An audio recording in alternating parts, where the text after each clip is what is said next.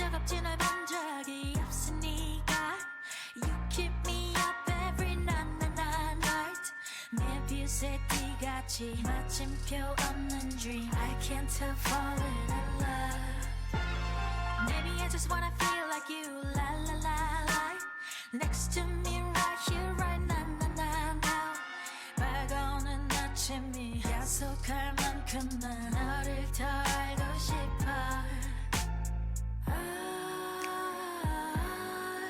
wanna dive into your arms Nowhere to hide Just like You're beautiful nightmare You're beautiful nightmare Beautiful nightmare And I want to stay there with you 돌이킬 수도 없을 만큼만 달콤한 고통은 더 손 내밀면 닿을 듯 한 줌의 신기루 눈물로 사라진다 I wanna dive into your arms Nowhere to hide Just like You're beautiful nightmare You're beautiful nightmare Beautiful nightmare And I want to stay there with you I want to dive into your arms I want to into your arms I wanna stay there with you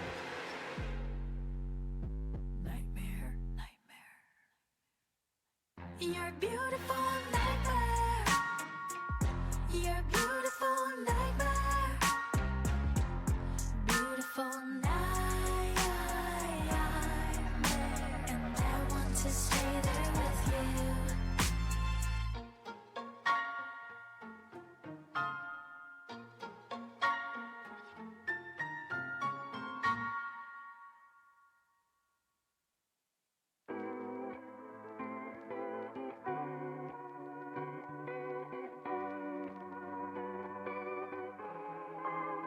People in therapy are often there to deal with people in their lives who won't go to therapy.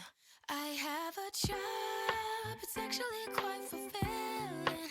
Though my hairline is thinning, I barely do anything else. I read self-help books, I do meditation, walks in the woods, a new destination. I sit with my feelings. Sometimes I'm even journaling. I got a full-time job, though no one pays me, and it's all thanks to you.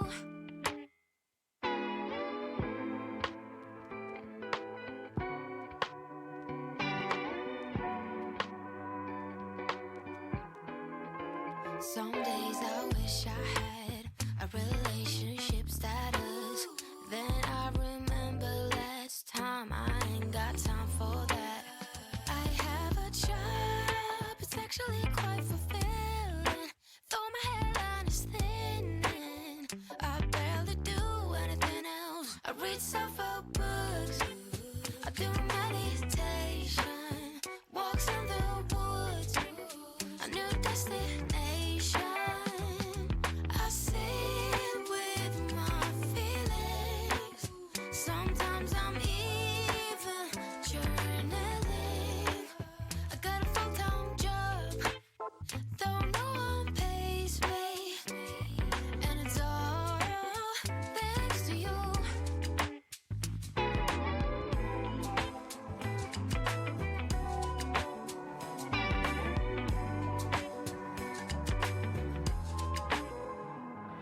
My friend says I ain't stuck.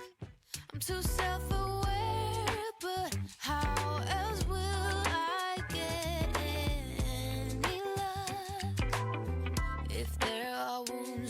to where I read several books, I do meditation, walks in the woods, a new destination. I sit with my feelings. Sometimes I'm even journaling. I got a full-time job, though no one pays me, and it's all thanks to you.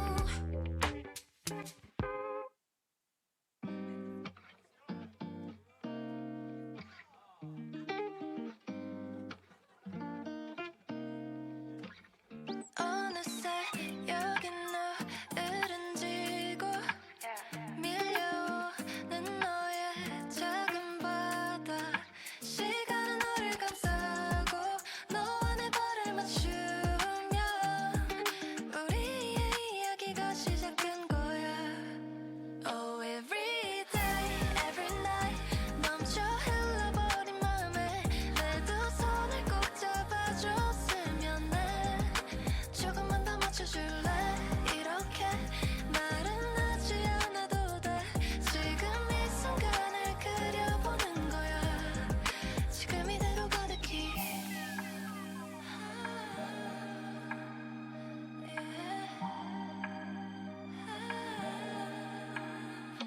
너와 너의 맞닿은 입술이 떨어지고 쏟아지는 너의 깊은 우주. 영원하지 않다는 말은 믿지 않을래. 우리 비추는 별빛에 너와 내 눈을 맞추면 저 깊은 곳으로 빠져버릴 거야. Oh, every day, every night 멈춰 흘러버린 맘에 내 두 손을 꼭 잡아줬으면 해. 조금만 더 맞춰줄래? 이렇게 말은 하지 않아도 돼. 지금 이 순간을 그려보는 거야. 지금 이대로 가득히. Every day, every night 이제 나만 바라봐 너 덕분에 got my life looking hella fly 내 맘이 변해도 never regret all the time that you and I've spent 이렇게나 자꾸 너만 보여 너를 원해 Everything about you is making me say knowing that I'm priceless girl you are my treasure I want you every single night Oh, every day, every night 멈춰 흘러버린 맘에 내 두 손을 꼭 잡아줬으면 해. 조금만 더 맞춰줄래? 이렇게 말은 하지 않아도 돼. 지금 이 순간을 그려보는 거야. 지금 이대로 가득히. 넌 그대로 영원히. 지금 이대로 가득히. 우린 그대로 영원히.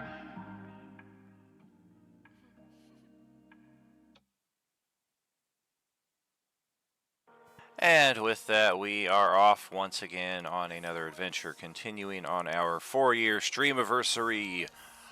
Welcome to Roleplaying Unlimited. I am your host, Tragically HP, coming to you live from the 100th Meridian, where, hey, that's a morning moon out there. The reactor's down, I guess, for Labor Day today. It's the first day I ain't seen a great plume of steam from across the lake. Yes, indeed, that is a morning moon. Welcome back, friends.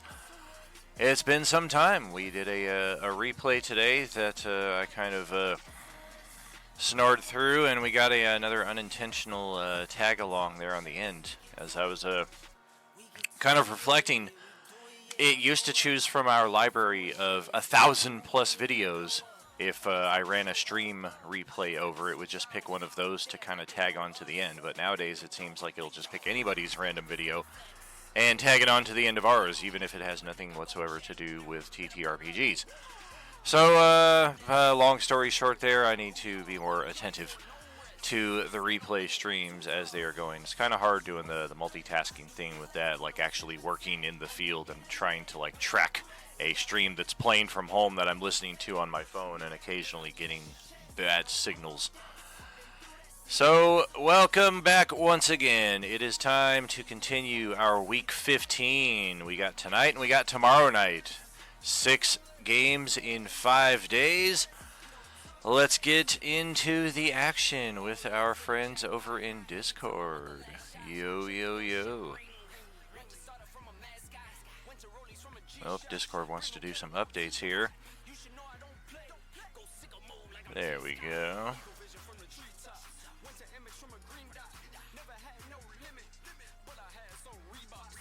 What's about to happen is going to be hard to watch. Maybe so. Good evening. Welcome back, friends. Ooh, ooh, ooh.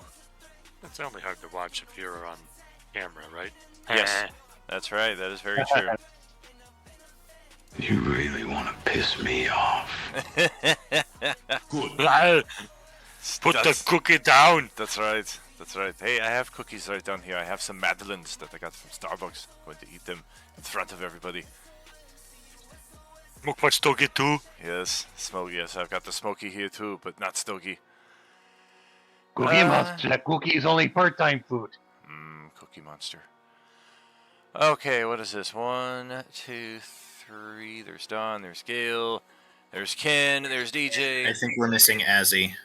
Yes, which is strange because I was literally just texting with him like 15 minutes ago. Katie, we are expecting maybe so, maybe not, maybe not. Who knows? I hope Katie gets better. Absolutely. Yeah, she's usually one of our more reliable players, so if she's not making it, she's got to be laid out. Well wishes on a quick recovery, my friend. Well, Azzy's in the roll 20 though. Well, maybe he just decided that he's gonna play on a delay. Alright, let's get rid of Teleport Terrors here. Replace Elevated Enlighten. No, that's not how you spell it. There it is. Elevated Enlightenment back in the main and center. Alright, well, we are not in initiative for a change. We are closing out the battle. The windows are open. The smoke that was in here, the final remnants of the smoldering, smoky zombies, has now wafted out the north side. Maybe 20 seconds later or so here is where we find ourselves. And feel free to pick it up from this spot. No more combat.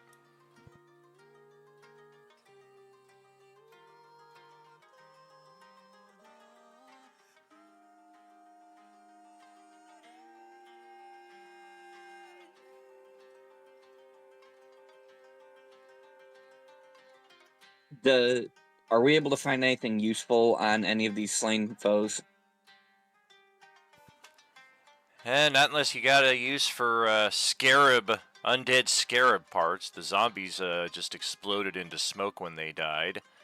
The Mind Flayer Whites might have something interesting on a what the fuck, that on like a taxidermy level, but otherwise none of them were like toting any gear, treasure, or anything like that. As I Monkey Son is gonna. Oh, go ahead.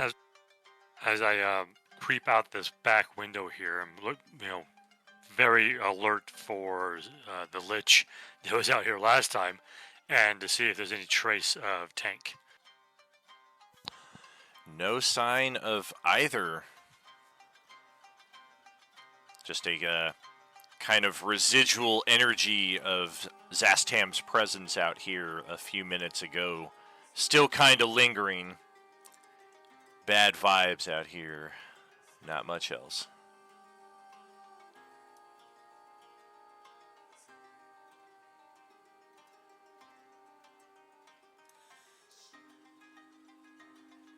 Yeah, perceptions, all is clear. Just a continuation of the frozen mountains here, as you would expect to find. And at this distance, you're pretty much at the top, so you can kind of see right off the side and into the clouds below you, to where the ground eventually 800, 900 feet down below. I do see the edges of some tokens over here to the left. Is that actually there? You do see 3 individuals that are forcibly tied, restrained, and mounted to the backside of the monastery here. Their eyes kind of seemingly forced open in terror.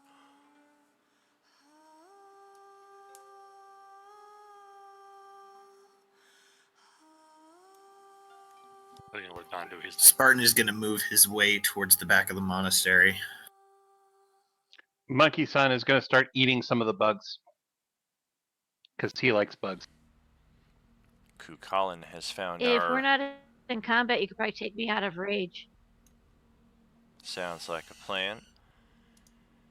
Kukulin has found our fallen ally, Ayusi Kaj, over in that room. Looks like he's been dead for a few moments now, probably outside of the range of a revivify, you would guess.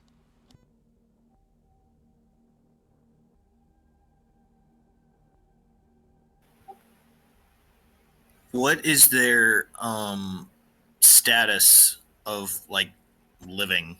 Are they unconscious? Are they like what is their health status? They are alive, but they are seemingly paralyzed. Eyes are kind of locked open, staring directly ahead, but not really seeing you. It's not...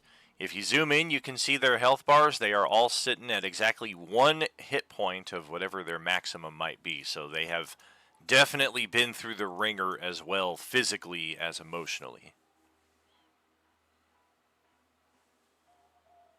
Now, with that medicine check, can I tell what is causing this paralysis?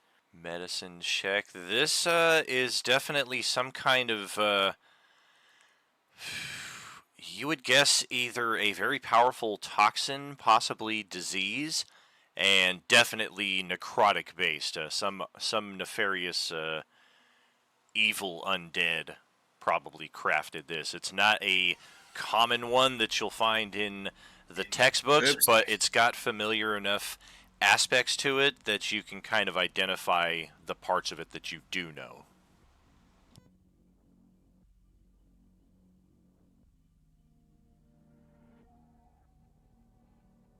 I'll look to Spartan and be like, maybe we should get that healer guy over here to take a look at them. I'm not very skilled with this. Yes. I might actually be able to heal one of them, if not 2 of them.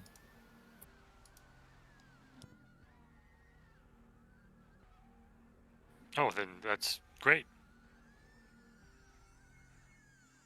I have cure wounds. Yeah, the necrotic aspect of this disease or poison or whatever it is would seem to prevent outright hit point restoration. The disease must be cured before wounds can be restored, kind of thing. Alright. Yep, that is definitely one of the cleric personality abilities.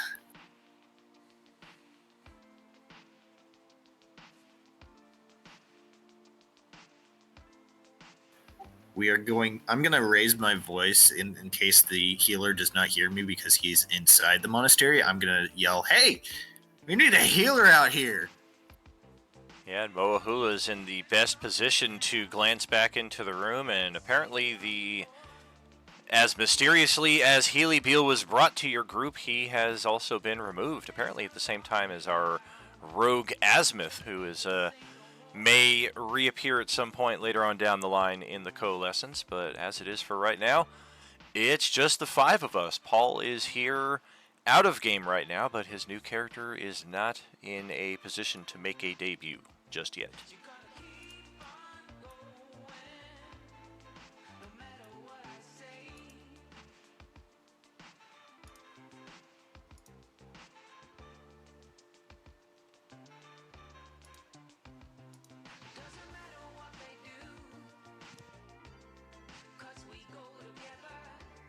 My token is still big.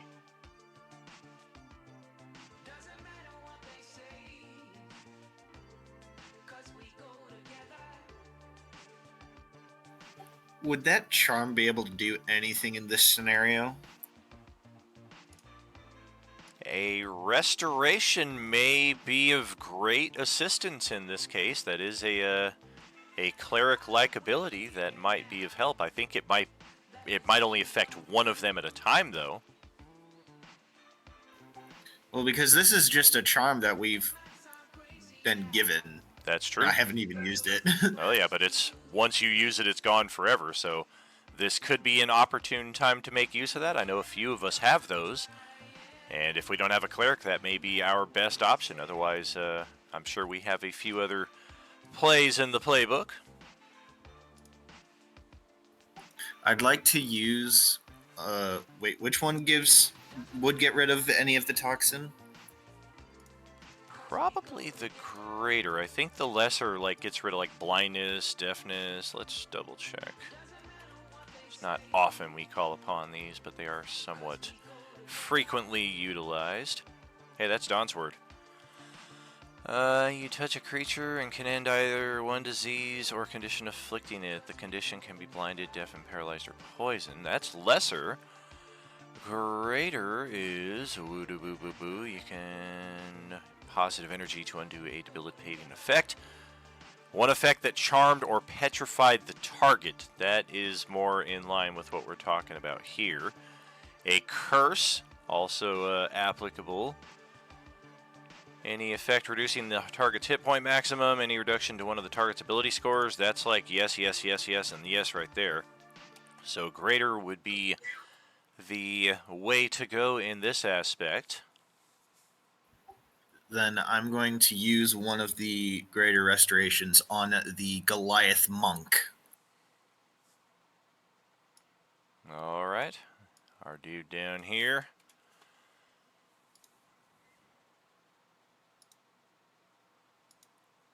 And he is at least freed from the paralysis, albeit still forcibly tied and restrained to the side of the building.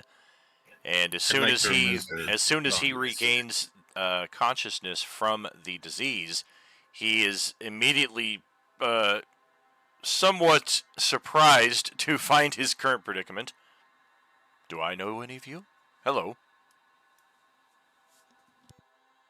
I'm pretty sure you don't know me.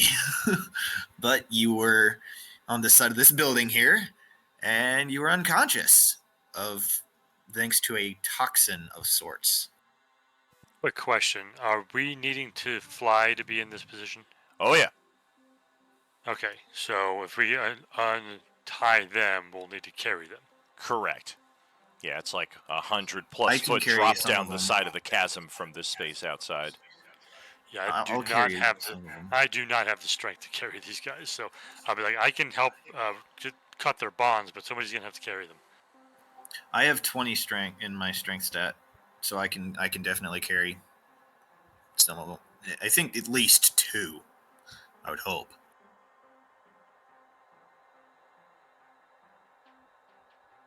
Sometimes it's not the weight, it's the bulk. Am I able to heal the Goliath now, or is his toxic still gonna affect that? That's something you'll have to try to find out. Well, I'll look at you and say, do you want me to cut him down? Mac, cut them down. Let's make sure that the Goliath knows that he's hanging off the side of a building, so that way we don't have to carry him, and that way he can just grab the side of the building and then just hold on for dear life and climb his way back, and that way we can get the other 2. Hey, you guys okay out there? There's Manuel, 3 people please tied up. come help. Please come help me carry this man inside. Spartan doesn't want to carry him, apparently. I'll carry some sure, of them. no problem. I want to bring them all inside. It's just the Goliath is now awake and able to move, so he should be able to hold on to the wall while we carry the other 2. I mean, That's a great assumption. Yeah, it's a slick exterior monastery wall that's like an endless drop to certain death. It's not a wall that was meant for climbing. That's partly why the Lich pinned them here, to add to the terror. That Not and for if you're jet healed, you're not going to be at peak performance for climbing. sure. Yes. And if you're unable to Dude, fly, why this are- is not an area anybody can be at anyway, because this is literally just the outside exterior chasm. Once you step outside this window right here, if you're not flying, you're dying. All right, I'll carry them back. Yes, take the I'm Goliath. here to help, and Yeah, we'll take the Goliath first since he's conscious. Maybe do some investigation, make sure there's no other maladies that need to be fixed. Once we figure that out, we can bring the other ones in as well. There's no hurry here. Let me put the timer I can on help the board. carry people. Excellent, thank you. okay, so yeah, we're riding our brooms of flying, coming out here to help out. And she's Yeah. really strong, so she could take the biggest one. All right. And, yeah, we're going to need some athletics checks here. Brooms are not making this job easier. Nothing like a good pair of winged boots that you would not have any issues at all. You're not trying to hold on to those while you're also trying to lift a 500+ pound Goliath monk. I will also say that even though I've only got a strength of 8, I will do the help action to help them get these guys in because I have wing boots on. Oh, look at all those 12s. I'm going to reveal one of my very few secrets and go ahead, sprout wings, and go flying to grab 2 of them. All right. You can certainly roll your athletics check as well. We got Justin helping out a little bit here. I'll use an inspiration on my roll. All right. Wow, another 12. All of you rolled a 12 on your athletics check. What is this? All right. It's not pretty. There are a couple moments where it's like, no, stop. Okay, you have his left leg, not his right leg. We both have his right leg. One of you needs to get the left leg. It's very clumsy and uncoordinated, but we do finally manage to get this poor sap back inside. And the rest of you can freely join him and whatever next step you want to take here.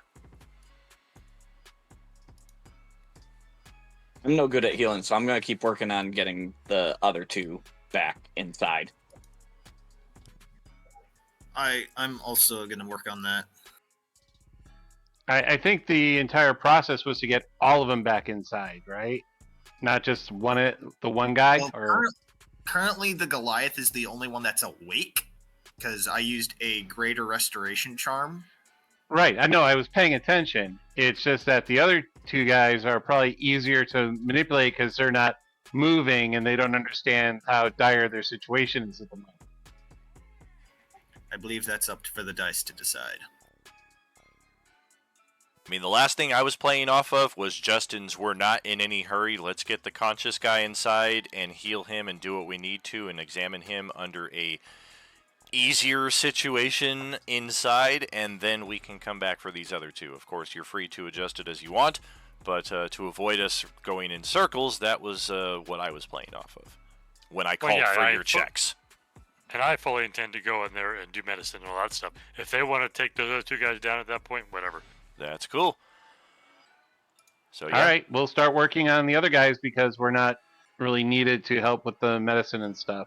All right, so the 3 of you, no, there's 4 of you out here. One of you, I think, is just trapped under. Yep. All right, let's get another round of athletics checks here, and hopefully I can get you all to burn your inspiration here on these skill checks. Oh.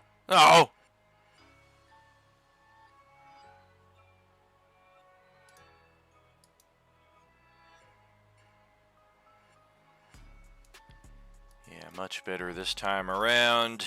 Not as clumsy, and we will get the final 2 inside.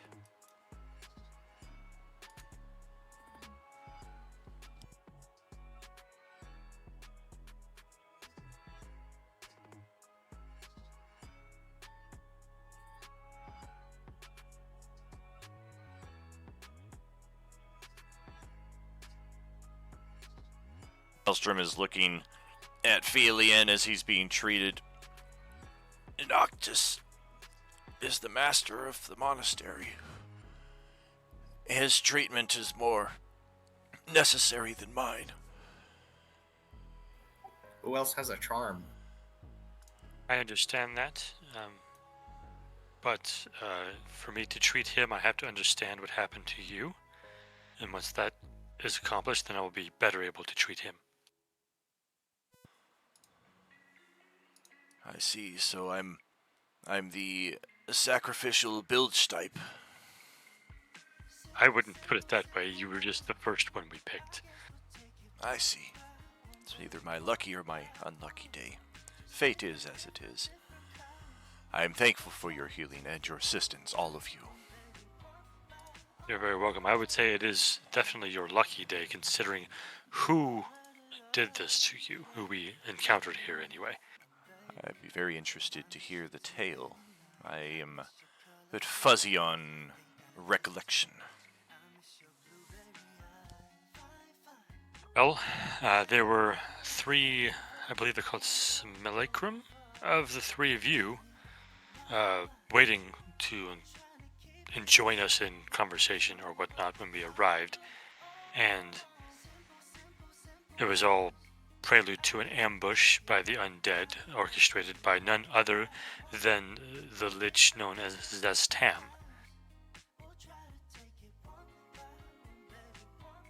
Somebody call for me? Now go it! Oh, fine, I'll go back to my home then.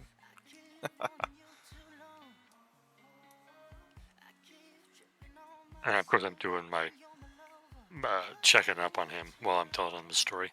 Faux show. And that's the good and the bad news about his situation is when we went through the list of greater restoration effects, he checks all 4 of the boxes, and greater restoration only fixes 1 of the 4. That's the bad news. The good news is with a greater restoration used to cure any of those 4 effects, of course the paralysis is probably the most preferred one to be cured, the natural healing process then can take effect for the other 3, i.e. after their next long rest or 2 or 3, they'll be able to get rid of however many other stacking effects are placed upon their person, so you don't necessarily have to burn all of your greater restoration charms right now, although you may need to burn at least a few of them to get rid of the paralysis on these other 2 guys here. I will explain that to him and say, I know that I at least have the ability to take the paralysis off of one of your companions. I don't know if we have the capability to do it a second time.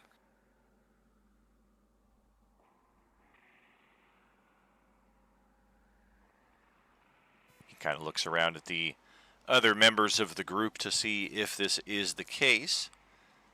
Most of us got that charm from the Kabuki Shrine, but there were 2 different options. There was the Charm of Restoration or the Charm of Vitality, so if you don't have the Restoration, it's because you got the other one, which let's just take a look at that.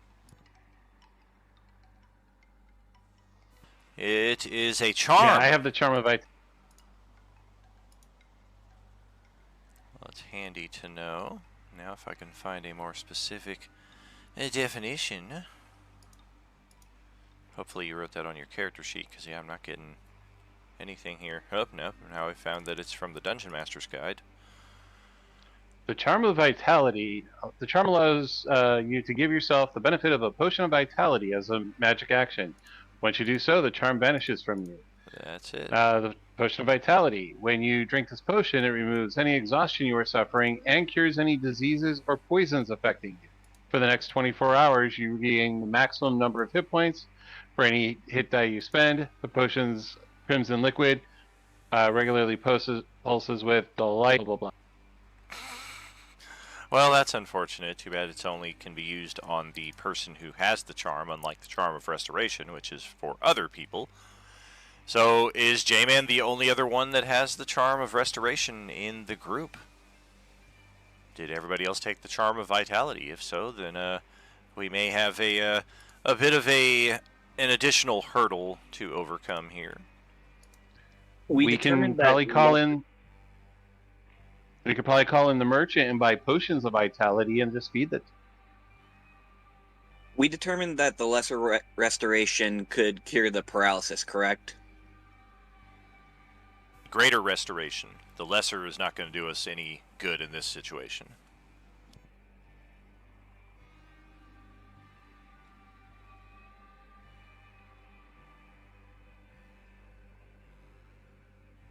Then I've got nothing to help. Colin wasn't there for the charms.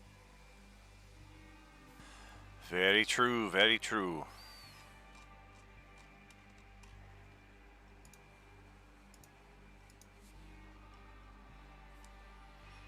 So yeah, sounds like we just have the other one and might need to do a call to the merchant. Yeah, Pia will look and be like, well, do we want me to use my greater restoration charm, we'll only have the one left, and call the merchant, or just call the merchant and see if we can get something to help with this? Just call the merchant. Let's see if we can get 3 bottles. That way we can save your charm for another time. I'm okay with that. I don't know what kind of funds we have. I don't think I have a lot of money. Oh, hey everybody, good to see you again. Hey, this is not too bad of a location. What a beautiful sight. Usually I get summoned into the worst of hellholes. And look at this, not even a dead monster carcass within line of sight. You guys have truly done me a service this time. You can't quite see this one around the corner. Well, hopefully you can do us a service, and if you have any potions of vitality available. Oh, it would be an honor. Of course I have many potions of vitality. How many do you require? 3? 3, I can make that happen for you. Could you be so kind as to tell me what I charge for these?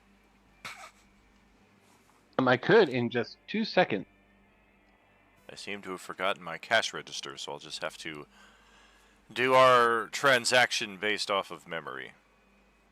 They're 5,000 each. 5,000 each? Whoa. Oh, I'm rich, biatch.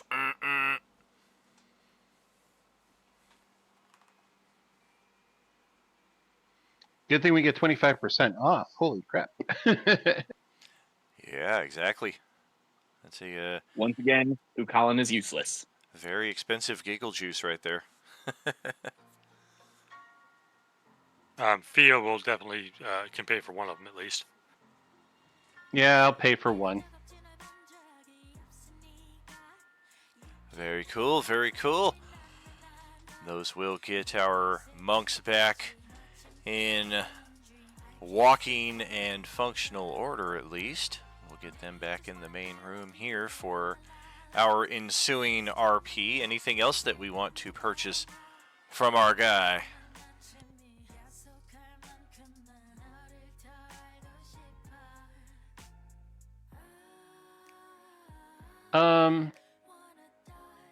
Nope. I hadn't planned on this, so no, I'm set.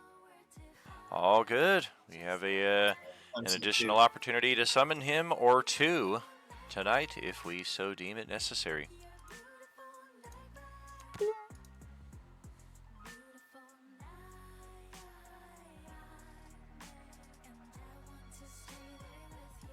Man, a lot of rum went into healing you 3.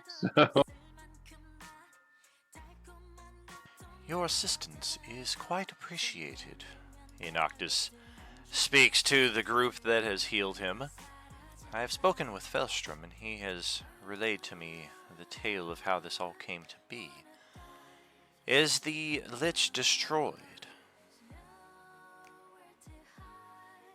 No, he killed one of our companions with but a single word, and I believe left with his body, and left his minions to deal with us. I see. And how is it that you came to be here at the top of our Snow Peak Monastery? We climbed the path. I apologize. With what intention? Ah, I see. We've... Well, the tank is now gone, so the castle... Anyway, the nearby villages... We're basically trying to unify everyone. I mean, is that right? I think I'm remembering that right. Correct. And we have just... Part of the reason Festus was able to be restored was because we were blessed at the Kabuki Shrine before coming here. Ah, yes. Good people. A bit eccentric, as I have found, but good-hearted nonetheless. So you seek to fold the Snow Peak monks into your monastery? I suppose, weirdly, the master of that castle is the one who Zastam killed. So I'm not sure what the situation is with that now. That would seem simple. You continue the mission in his honor. Ideally with the intent of recovering his body, if not even restoring life to it. I would be honored to assist in this. You have already proven yourselves to be good and honorable folk. My pledge and my desire are but part of the trial, however. Our monastery draws power from an ancient artifact that we keep secreted in a nearby shrine. What little I am able to recall is that Zastam's presence here was to obtain this artifact. For what purpose I cannot say. I am uncertain that it would be at all useful in anyone's possession but ours. But that is perhaps an incorrect perspective of the situation. This artifact is perhaps no longer safe in the shrine where it has been hidden. If I could beg upon your group to travel to this shrine, recover the artifact, and bring it back to my monastery so that we might be better able to draw upon its power to assist both you as well as the defense of any future incursions to this monastery.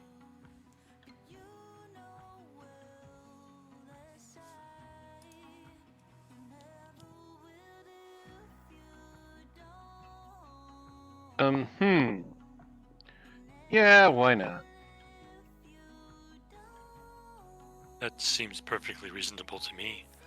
Is this a place that will we have to like fight anyone to get to it, or can we just go and get it?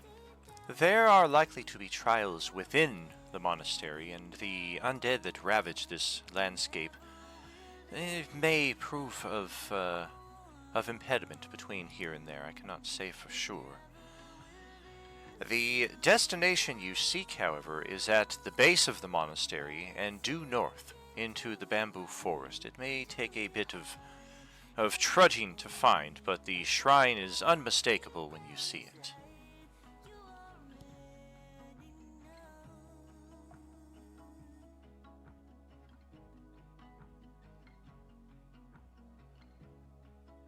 Yeah, we'll just kind of look to the others and see what their opinion is. Yeah, I'm good. Let's go. Very nice. Look at this. We got Dominic from our Monday crew resubscribing with Prime for his 16th month. Very, very cool stuff, my friend. Much love. Thank you, friend. Are you with us? Alright, and the monks will set about meditating and getting a series of long rests because they're going to need it to recover from these debilitating conditions. Right. We got another resub right here. Now we got a hype train in progress. Oh dear. The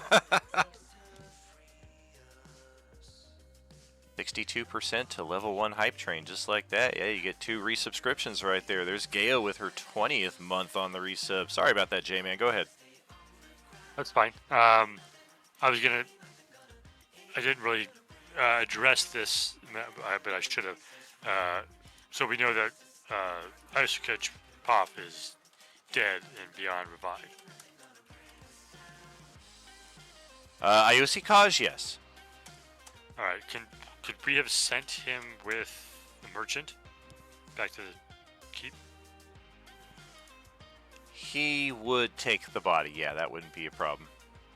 If we have access to like raise dead or something, we could probably restore life. But yeah, he's probably out of the revivify realm at this point. I don't know that anyone in the party has a raised dead. It's possible if you have access to the cleric spell list, you could use a scroll with a roll. But I think since the situation we're in, have him take the body and like keep it preserved until we can get to raising it. He will certainly tend to that. That won't be a problem. Unless somebody else has a better idea. I do not know. No. At the very least, then we can give him a proper burial at the keep. I think we should probably have the resources to bring him back.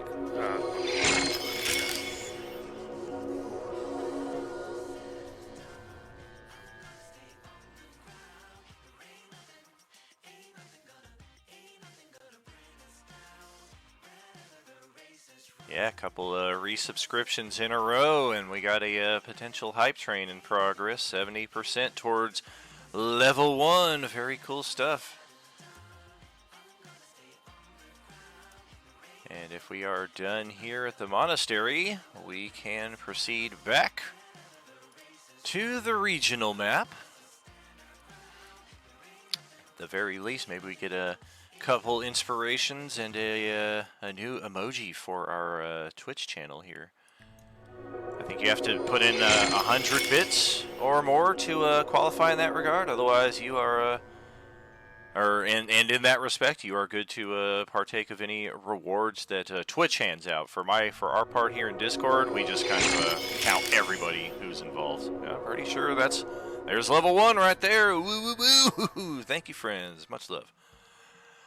Alright, well, we've already got a good look at the bamboo forest here, and we're already kind of aware of a structure that's out here, but as best we're aware, these are survival shelters. We've already seen one of them out here to the east, out by the Falling Skies village, and it was mostly Tank who kind of filled us in on the purpose of these things. He was the one who did all of the cartography during the downtime. And if things do line up between what he knows of the setting and what we have here, then yes, these are essentially survival shelters.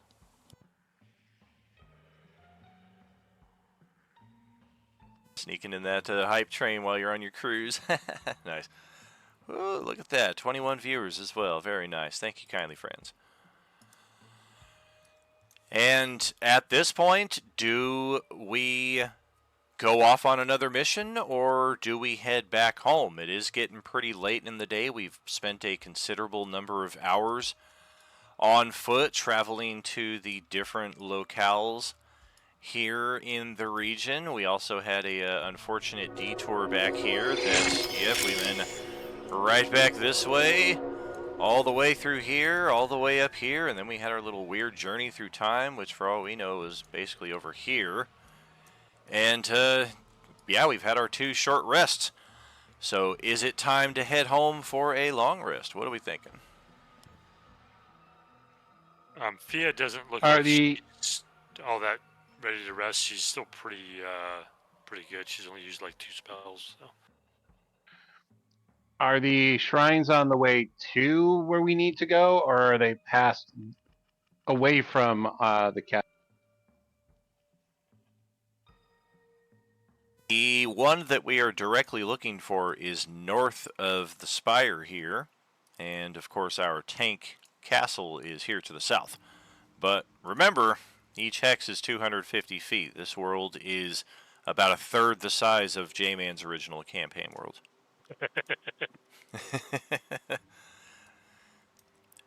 Yeah, this world is the ping pong to his world's baseball.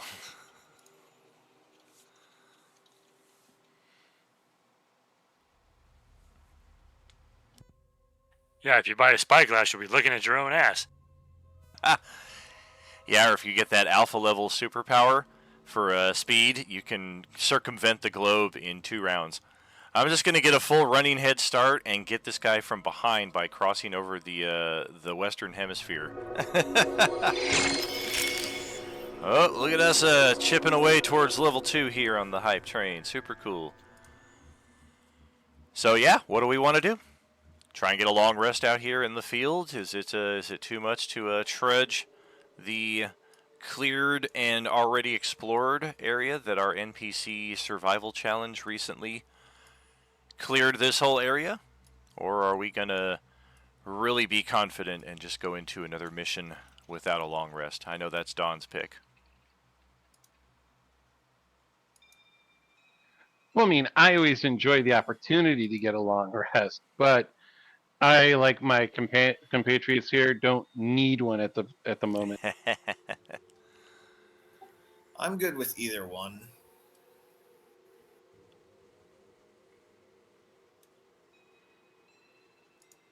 Tank needed one prior to the battle, but Who Collins good. Well, now he's got a permanent long rest. Ba-da-ba-ba-da-ba.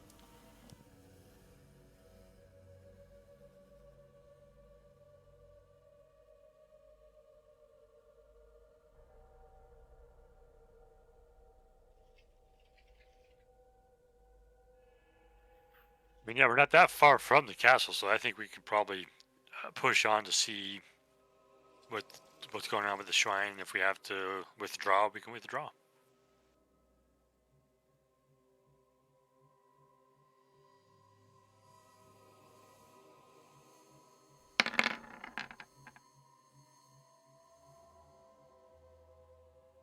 We'll check our random encounters, and right off the bat, there's one to get us started. Alright, well, let's get our party token. Well, depending on the random encounter, it made the decision for us to turn back anyway. Very possibly. Quite possibly. Ooh, now to check severity. I've been rolling really high on these lately.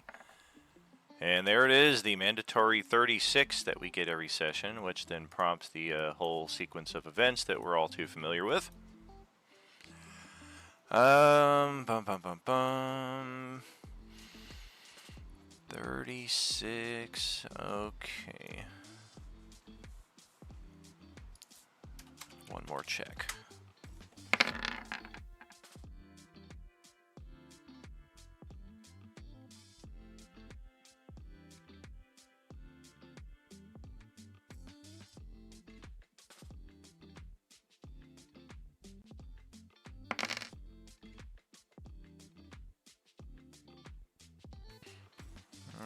Right, that's interesting.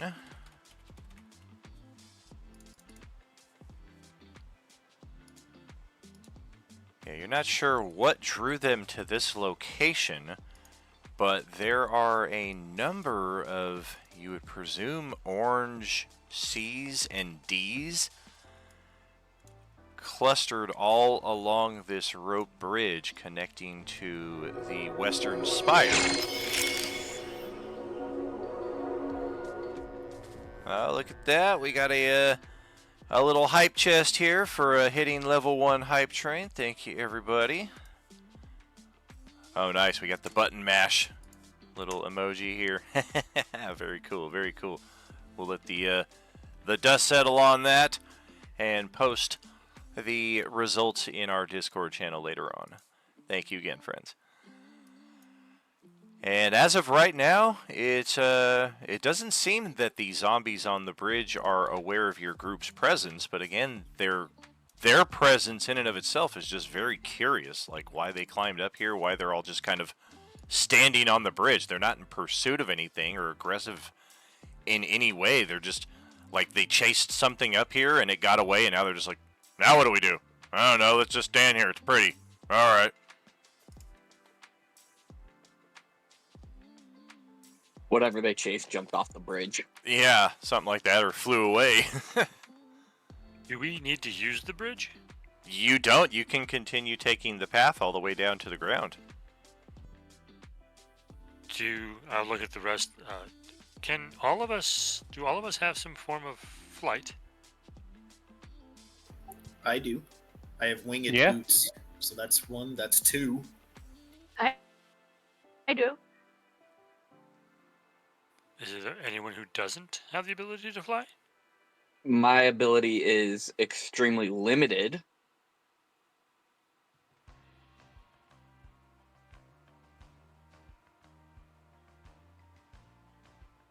I was just thinking perhaps it would be rather simple to dispatch of these if we could fly up next to the bridge and get them to try to come after us. And then no fall and be destroyed. Oh, thank you, Estrella, getting in here on some after hype train cheers. We will certainly count those towards the overall little thing right there. Very cool. Appreciate you, buddy. Yeah, I think we should be able to kill them if we just fly on the outside of the bridge and then dispose of them easily that way. Depending on what you guys use, you might inadvertently damage the bridge, but otherwise that sounds like about as ideal a tactic as you can get. Yeah, we might be able to trick them into trying to leap at us or something. We've seen them do it I before. have Sacred Flame. It's radiant damage, and that'll get their attention. Be like, ooh, somebody's trying to burn me with radiant damage. Yes, but we probably don't want to use any spells or fire or anything that might damage the bridge. I don't believe Sacred Flame will. It's Right. Targets a creature. I can channel the magics to whip them off the bridge with my ability.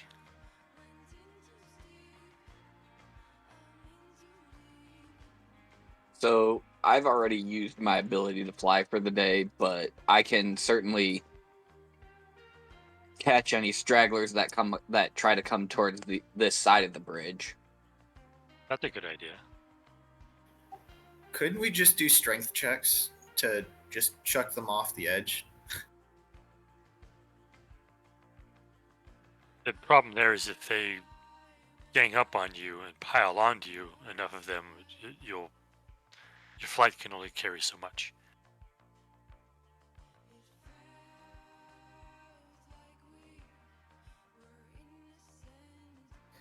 I'm okay with either option. All right, I will hop on my broom and prepare to fly alongside the bridge, a good 10, 15 feet away to see if I can get their attention. Yeah, I'll be using the wing boots to stay probably 20 feet away because my thorn whip has a 30-foot range, and with thorn whip I can, pull them like 10 feet or something like that. So.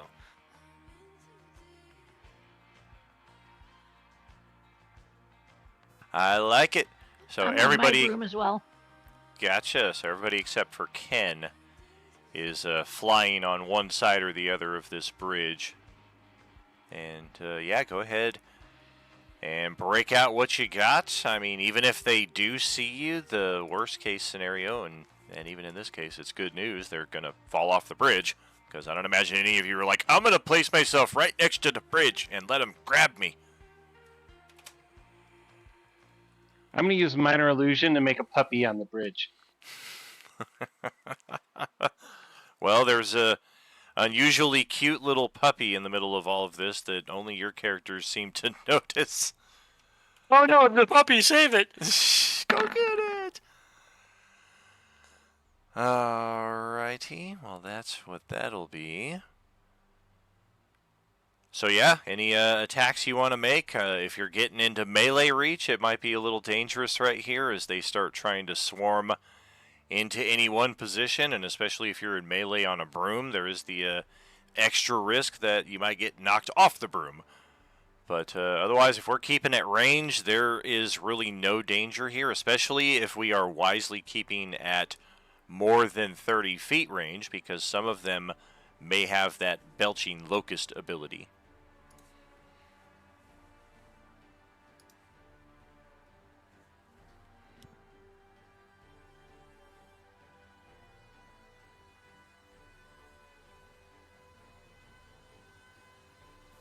That is I'm going to use certainly a hit. prestidigitation to make it smell like fresh cut grass.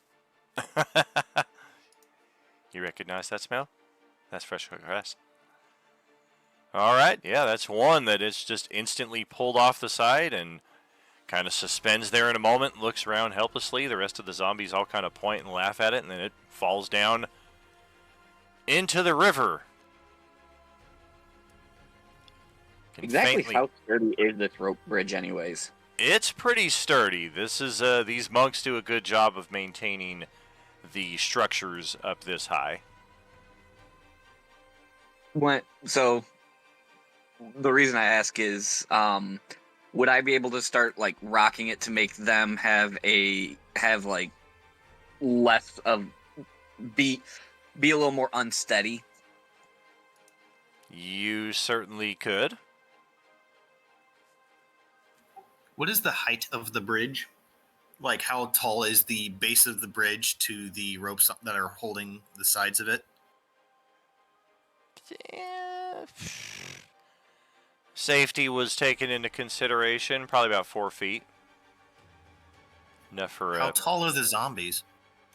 Vary. They're all medium size, so you've got them as short as halflings and as tall as like a tall human, so maybe like 6'3".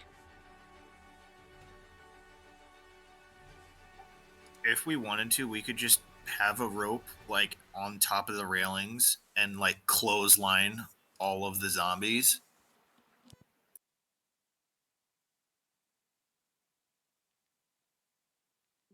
Monkey-san is going to fling some poo at some of them. I will continue doing my thorn whip tentacle attack. And I'll try and shake the bridge enough to make it unsteady so that maybe his thorn whip will have better effect. Go ahead, roll athletics for that. Nice.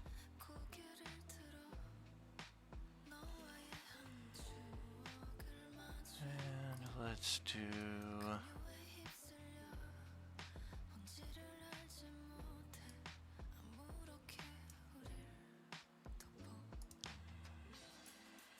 All right. And at this point, we're going to kind of link up with Thursday a tiny bit. Open up a tear in the space-time and coalesce a little Star Wars here as a TIE fighter comes hurtling through the local space. And the pilot is quite shocked to see a bridge full of zombies right in his face. Oh, yep, that's how shocked we are. I rolled that.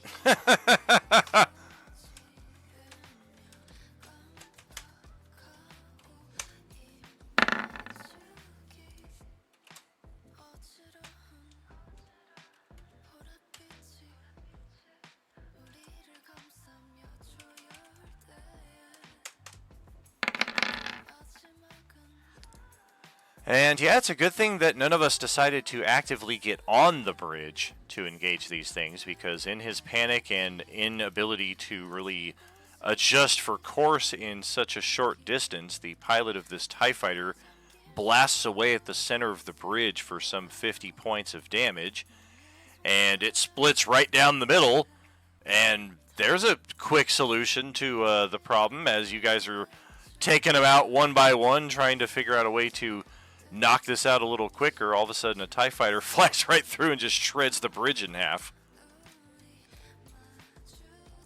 I will scream because what the fuck is that?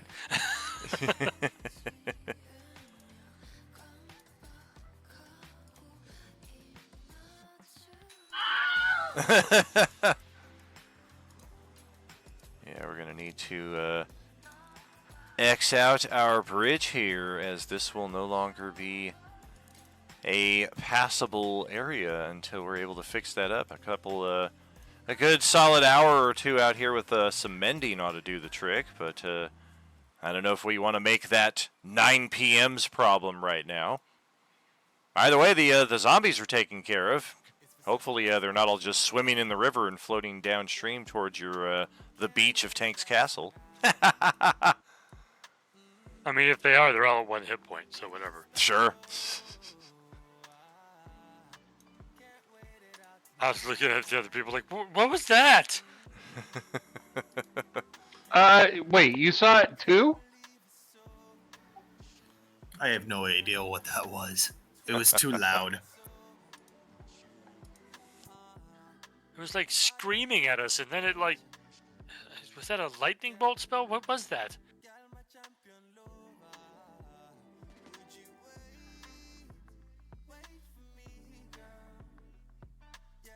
Well, I guess, you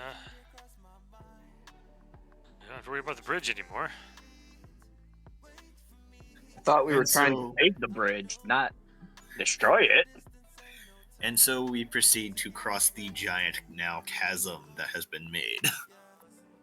We didn't even need to cross this. We were going down.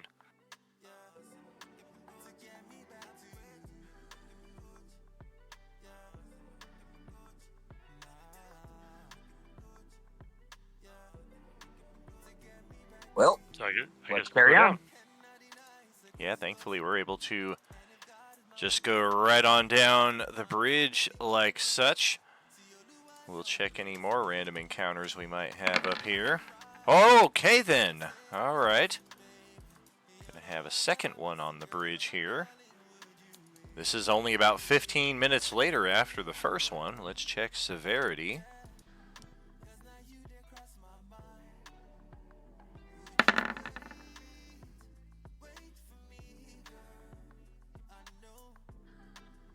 Wait a minute, we didn't run into anything going up the goddamn mountain. What the hell with all these things then? Yeah, they must all been hibernating in the frickin' trees, and then they came out at night. They all ran from our workers at the castle. Yeah, exactly. They got chased up here. Yeah, we showed those zombies who's boss. Chased them right into the arms of our adventuring companions. Alrighty then. I mean, you know how I like my power numbers.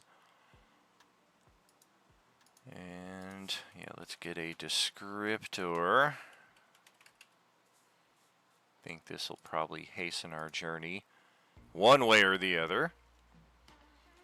Yeah, standing right at the crossroads of the bridge here that you guys are, or the ramp as you guys are heading down, there is something very, very huge and shadowy just standing out there on the rampway. It is...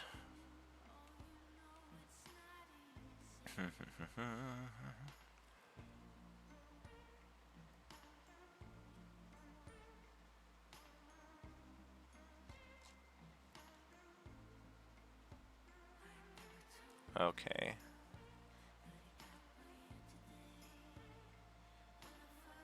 Yeah, I think in fact let's get a series of Constitution saves. This thing is just kind of there all of a sudden in the gloom as we round the corner, and we're probably all about 20 feet away from it at this point.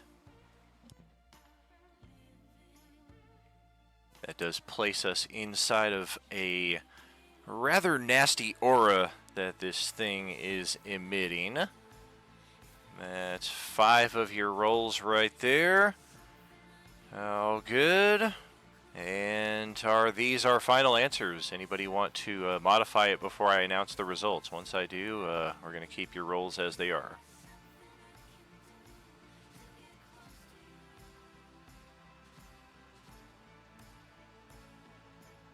think we're missing somebody.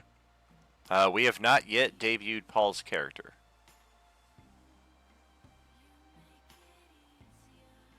Is this Paul's character? Did he fart? Does he make a birdie turtle? Fart is a dirty word. Yeah, I'll spend inspiration to reroll that. All right. Not without your character not physically being present, no. Good looking out, nonetheless. Just wanted to do something. Well, 16 is your high number.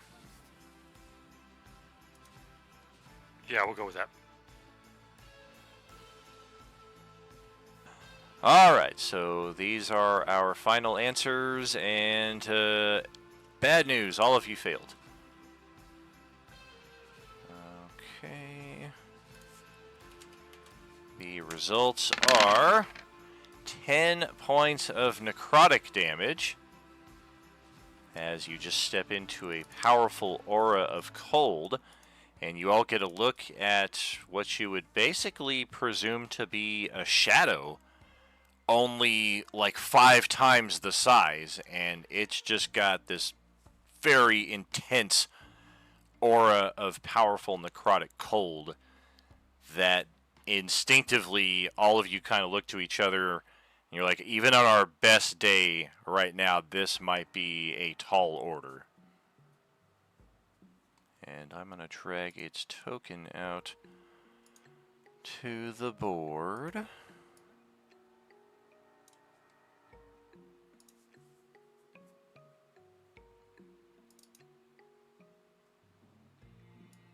Well, I mean, that's how large we would be in a normal setting, but I think on this scale map, this is perfectly appropriate. And yeah, this just doesn't look like anything you guys want to be messing with at this stage of the game. Bring Zastam at him, I'll get him. What is that? That is something very, very unpleasant. And I think we'll theater of the mind this, as it is now aware of your presence. So let's have each of you roll an initiative.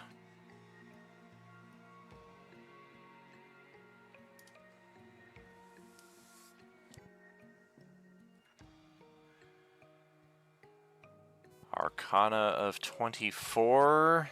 I don't believe we have our tokens selected, so it won't let us. That's okay. Hey, that's funny. One of you selected the Wednesday crew token, Dawn. I did. Yep. Nice. I am the party. A 24 though on the Arcana check. You're not aware of all of the capabilities, or really any of them, of this creature, but you're about 90% sure that is a Nightwalker, one of the most extremely powerful undead to exist. I'm going to check my initiative. Oh dear. I got a 20.19, which is first. And this is where we all die. Oh boy. Yeah, as we kind of round that bend or whatever and see it and feel that cold, Fia just kind of lets out almost a whisper, a little bit more than whisper, just says, "Nightwalker." Let's get our tokens on the board so we have something to play off of.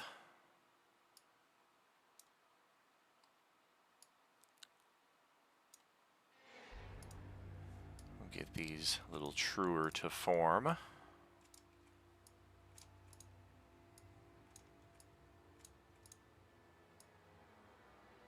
And anticipate Gale might rage, so we'll just proactively make her token a little larger there. That thing, we'll take the Wednesday little thing out of there. Boom. And beautiful, yeah, that's kind of what we're looking at. Yeah, we got this. 5 against 1.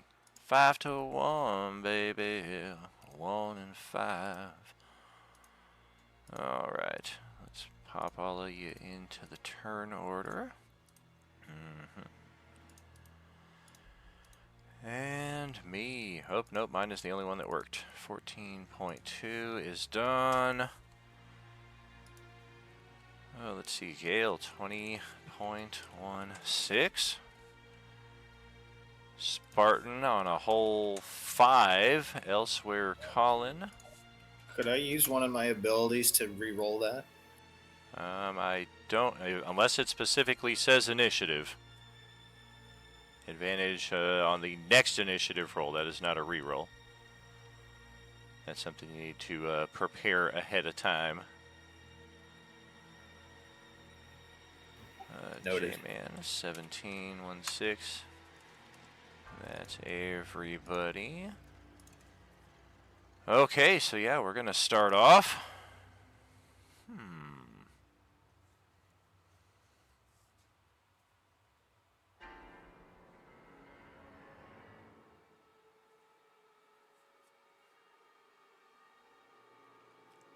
Reach of 15 feet. We're going to have to just kind of float up the path here towards your group. Who would you say is leading us at this point? Who is on point? I call dibs. I call dibs. I volunteer as tribute. We're going to enervating focus that guy then. That's not going to hit. We will Finger of Doom one of you. 1, 2, 3, 4, 5. Who is the lucky?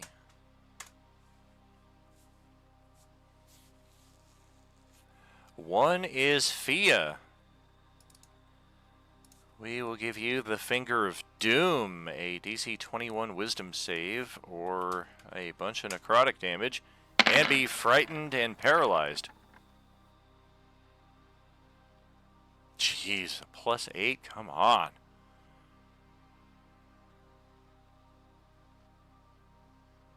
There you go. That is all or none. So yeah, no effect whatsoever from that. You are in fact immune for the rest of the day. He points at me and I give him my Finger of Doom. Fuck you. Make sure we track that, and we'll pass it over to Gale. Reminder, this is a very thin path. It is not an area suitable for combat. Of course, flight will mitigate some of that.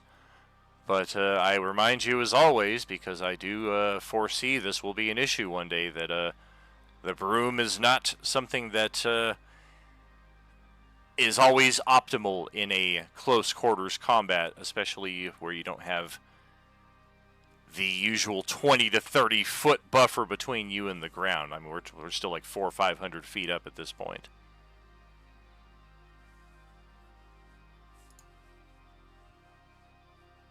So, Gale, your turn. What you gonna do?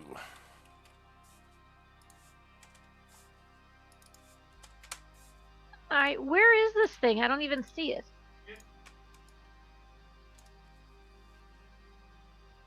It's this thing that you are all swarming around. Hi, ain't I pretty?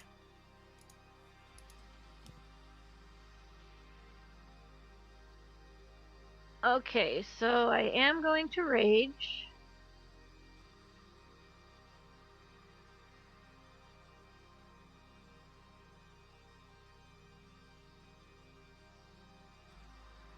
Got it.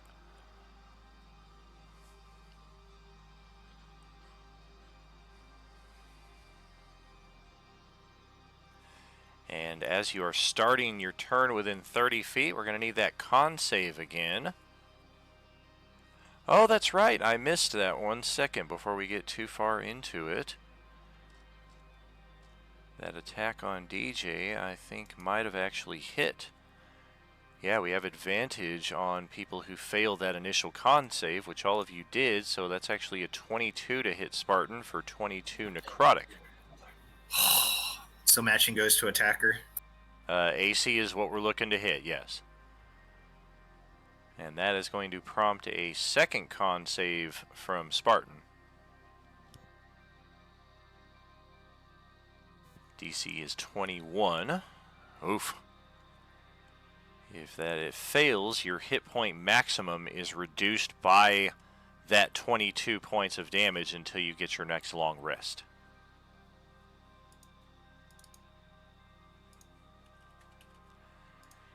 Usually I will track that with a red health bar that we can all see to indicate that that is 22 points of damage you cannot heal up just yet. So I'm at 38 now. That is correct.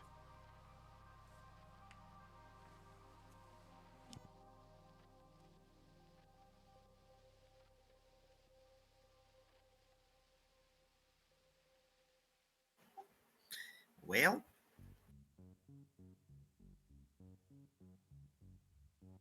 Okay. It is still Gale's turn. Yeah, that was just you taking Yep, some still damage Gale's there.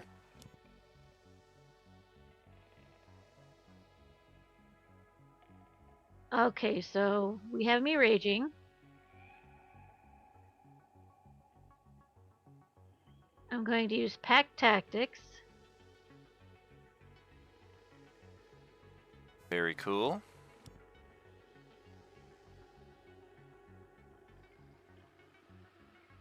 And I'm going to throw my axe at it, and I'm also imbuing it with thunder.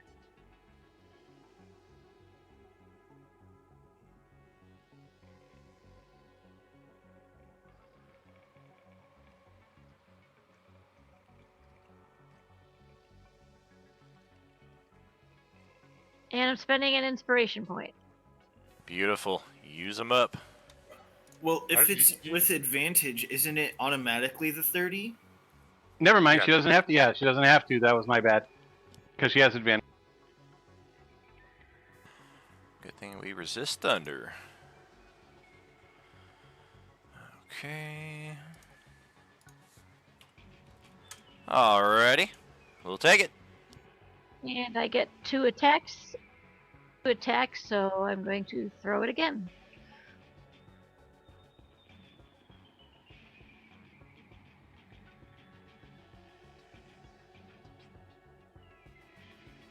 I'm missing Gale's Constitution save at the start of her turn, which is what prompted us to kind of go back and check Spartan's attack there. But yes, we are going to need that as well. This attack will hit.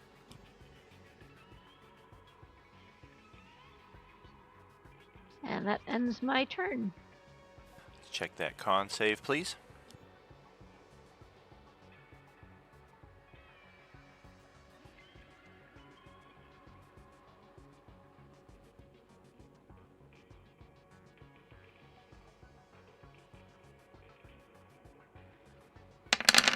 What do we need to make for the con save?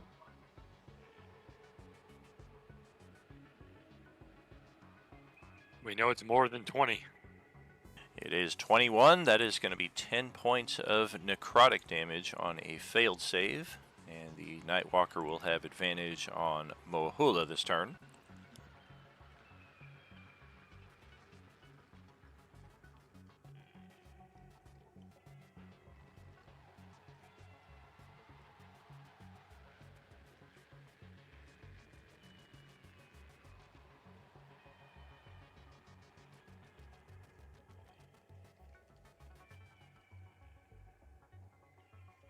I did say my turn was over, right? Yeah, sorry. And then Ken, a con save at the start of your turn.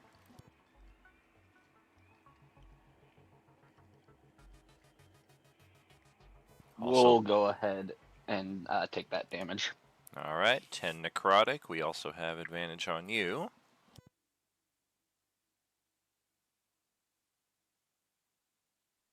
And I only take 5 because I'm resistant to necrotic.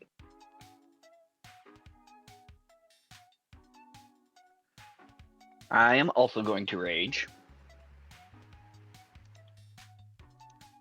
And I will go ahead and stand 10 feet from him and stab at him with my spear.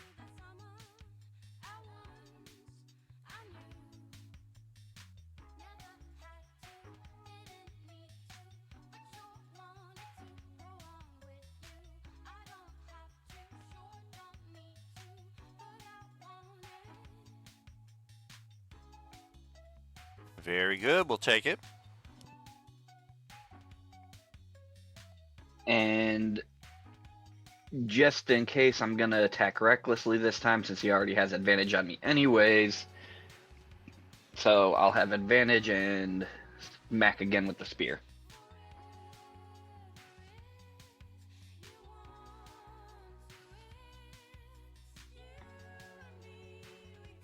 Alrighty.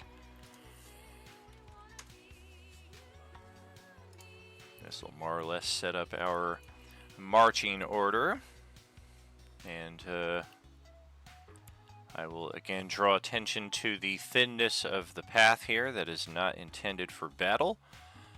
Our front ranks are already occupied by 2 characters, one of whom is twice their normal size. Squeezing will go into effect from that.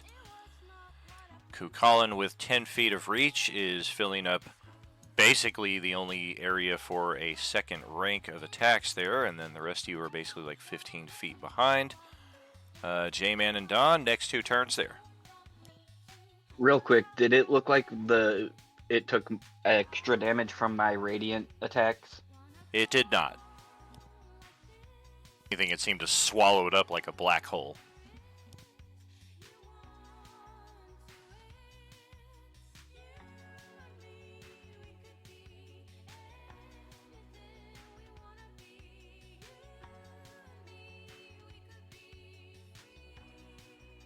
Yep, keep that same 10. So yeah, the aura sucked some more life out of me. I'll fly up and back, so I'm out of that aura. And I'll just yell to the group, "We gotta go! This thing will kill us all! Try to get past it!"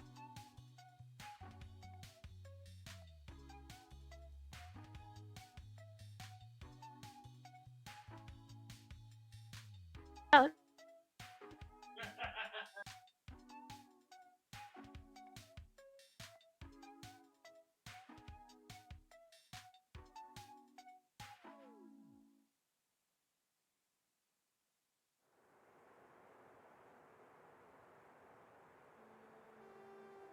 Then I will try to use that on it, hopefully make it stick. Well, let's check it. Alright. Damn it! Why can't they have disadvantage? Oh, a 4, come on! Well, he'll still take half of that damage anyway. So yeah, I flew up and out of the aura, yelled at everybody, tried to be like, fucking go away, guy. And he didn't go away, and I'm like, okay, well, that's all I got. Whoops. Alright, Don, over to you. Also, con save to kick off your turn.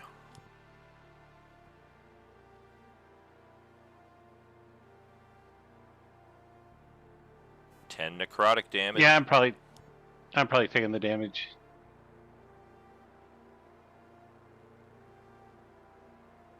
Same 10, or is it a different roll? It is the same 10 for this turn. Okay. I'm only going to take 1 because that's my regeneration. Oh. All right. I'm going to move back out of the aura since I'm in the back of the line over here. And I'm going to take 2 shots with my pistol.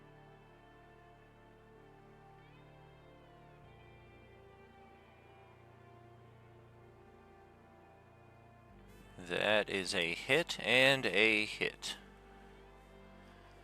Fire is another element we are resistant to.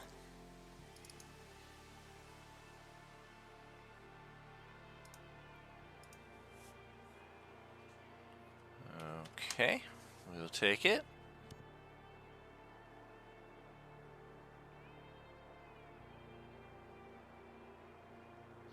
And yeah, that'll be the end of my turn. All right, Spartan, your turn. Also a con save to start.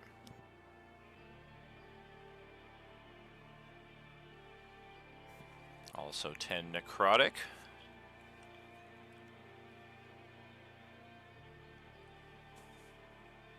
So that'll only be 4 with my regen.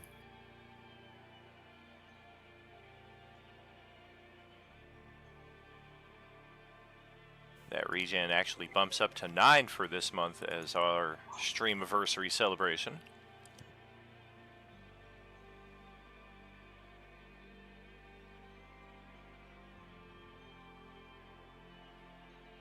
So that would put me at 35. I don't have the exact math, but I'll trust you on that. 6. So wait. Usually it's 6. So add 3.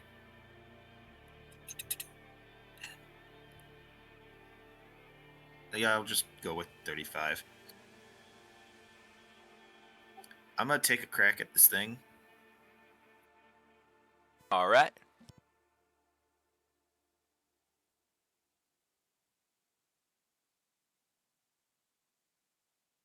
That will also hit. We'll take all of that.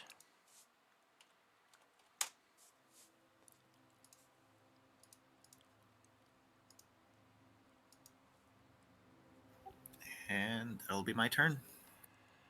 Okie dokie. We will pause here at the halfway point. Catch up with y'all in about 10-15 minutes or so, and hopefully get back to our home base where our other character is patiently awaiting our return. Let's get back to the home base now. Are you with us? We're here. Do I heal any of the damage I do?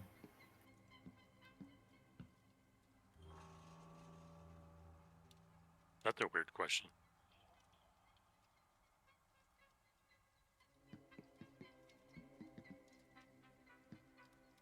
Hey, if you guys want, I can teleport us out of here.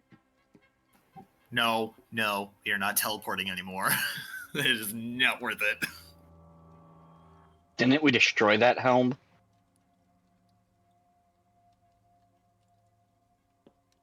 No, it's in my bag of holding.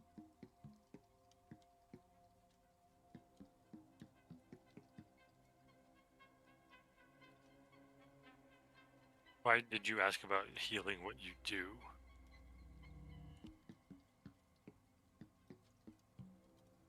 His lifesteal sword, and it wouldn't heal because it's an undead we're fighting. Well, even then, doesn't it only work on a 20?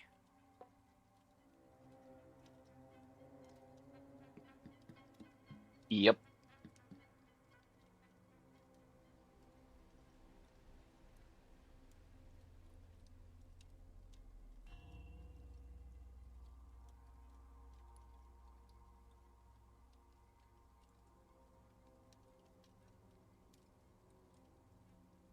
I think that other character should just come here and help us fight this thing. He's fresh.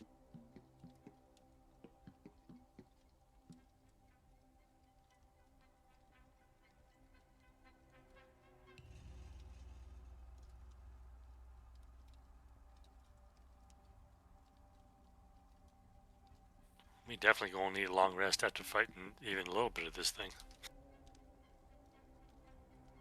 Right?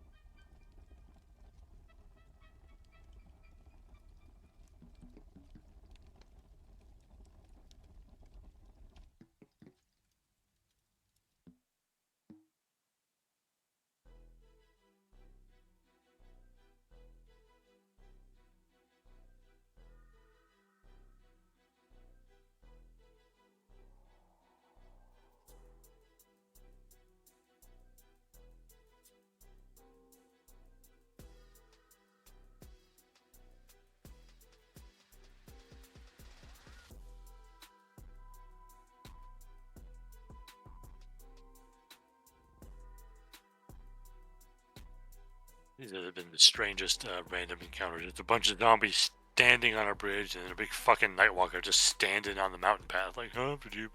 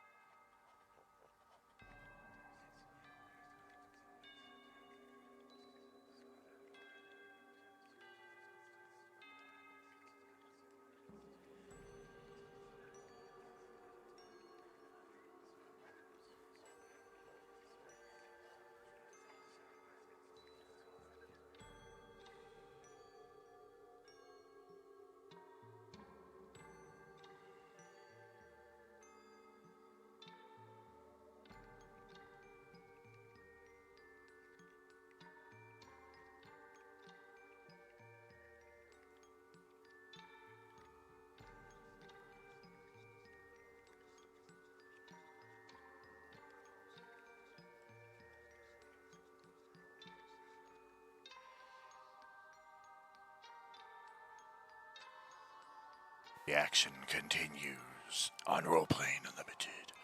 Welcome back. Let's get into some more chicanery.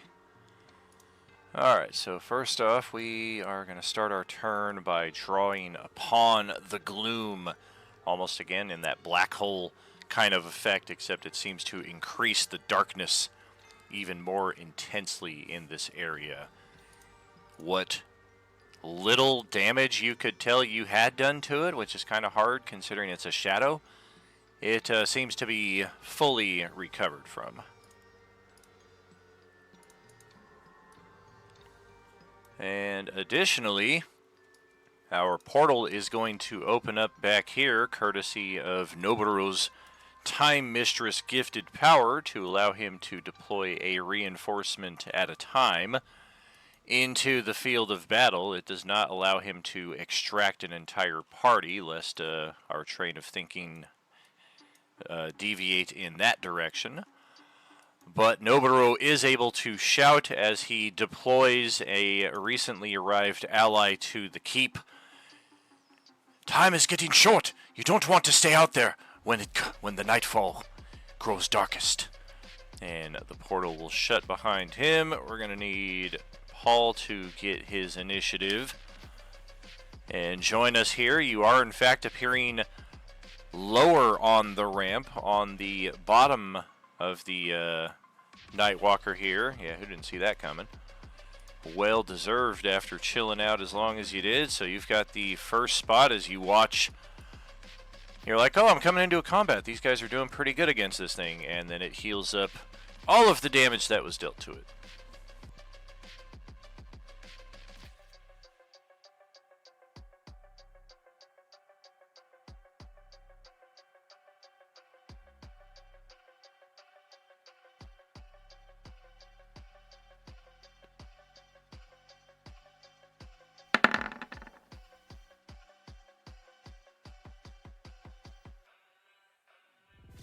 I'm going to try something a little different here. Each of you roll 2 rounds worth of attacks, please. Just spam it all in there.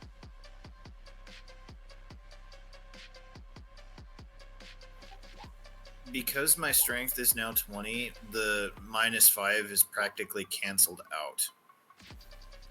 In a manner of speaking. Certainly one way to look at it. Jeez Louise. By the way, I will be, if you're doing this for quickness, it'll be all reckless attacks, so all at advantage. Sure. Yep, anything you would normally use in the context of an attack here. I just want to see if we can maybe save ourselves an hour and a half here. I'd like to use an inspiration on my first attack. Very good. Element on mine is not going to be acid. Gonna switch to acid damage, okay. Discover another elemental resistance of the Nightwalker. Resist that just as we do fire and thunder. didn't resist the radiant, but we were also not vulnerable to it. Okay, so let's check a full round of attacks here. Inspiration, 25, 35, 42 damage, 57, 60, 74, 77, 80, 93, 96 damage. Dawn missed one time there, and then natural one, so he missed half his attacks. Let's see, 105, 111. Gale is 1 point shy on that 18 minus 5. Target AC for this thing is 14. Next attack is likewise a natural 1, so that's a miss. Okay, and then J-Man, prompting a wisdom save.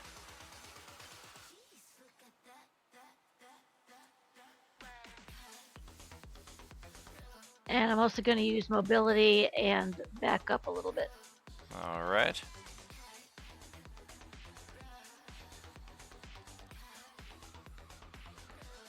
And we're going to try this. Nothing good on that time. Alright, so in total we take 111 points of damage there. We also spend our reaction to back off.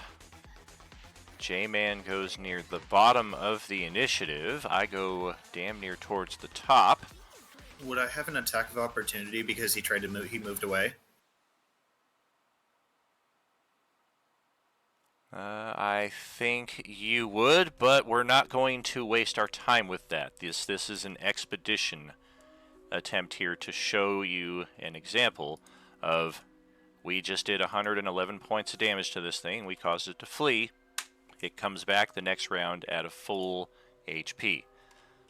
We're going to tally the second round of attacks right now.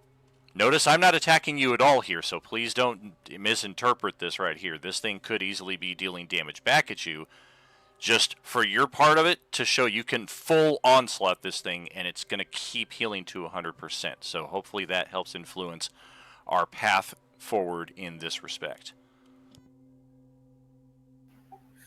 Onward to adventure. Let us leave. Yeah, I already wanted to leave when we first saw this thing. Oh yeah, you totally did, and then we did what we do. We're adventurers. We went into rage. We charged it. We thought it's a CR20 thing. We'll get bragging rights for all eternity as a party of CR7-8s if we defeat this thing, which is sound logic, especially as people invariably open up the monster manual and start looking at the stats, and yeah, I can take this thing. It's the Coalescence. It's a zombie apocalypse. This thing is modified accordingly, as we are seeing here. So maybe let's not waste our time. Right. Well, We I also mean- like playing Test the Water, and the water was a little too hot for us. Sure. So, yeah, I'll use a Gossamer Orb to get us out.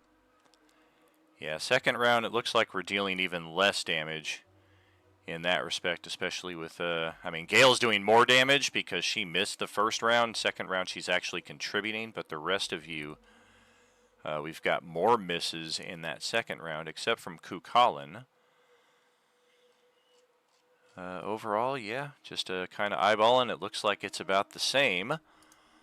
So, yes, the Gossamer Bulb will be a surefire escape from this situation. We have already been told that monsters cannot follow us through these things as well. So if that's ever a concern, that we got to put some distance between this thing and us, lest we drag it back to our home base, that does appear to be part of what this item can do, and we can effectively get ourselves out of that.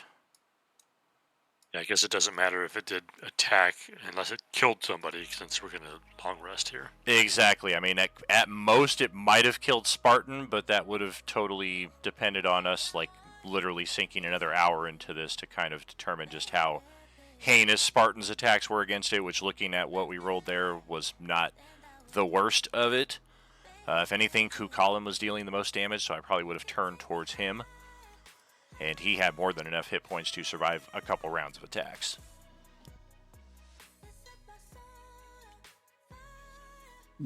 Gotta love the Radiant Soul.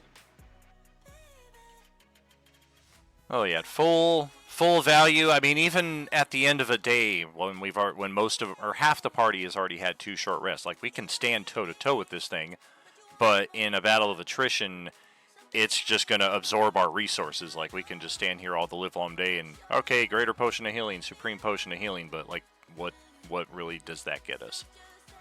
Well, we can't even really use those if he's reducing our max. Very true. Yeah, if we fail those saving throws, then that the attrition is only on its side, and hopefully we can save ourselves that pain and heartache of discovery.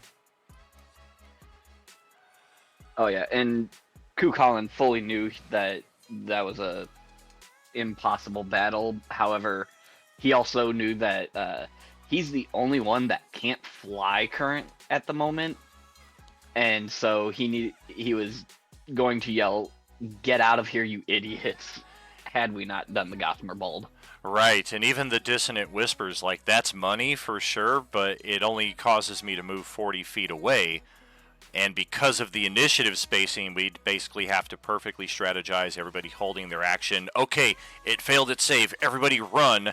And then on its turn, it basically just gets right back into your midst. And then we have to hopefully keep doing that to keep it off of our backs while we run down the path another 400 feet.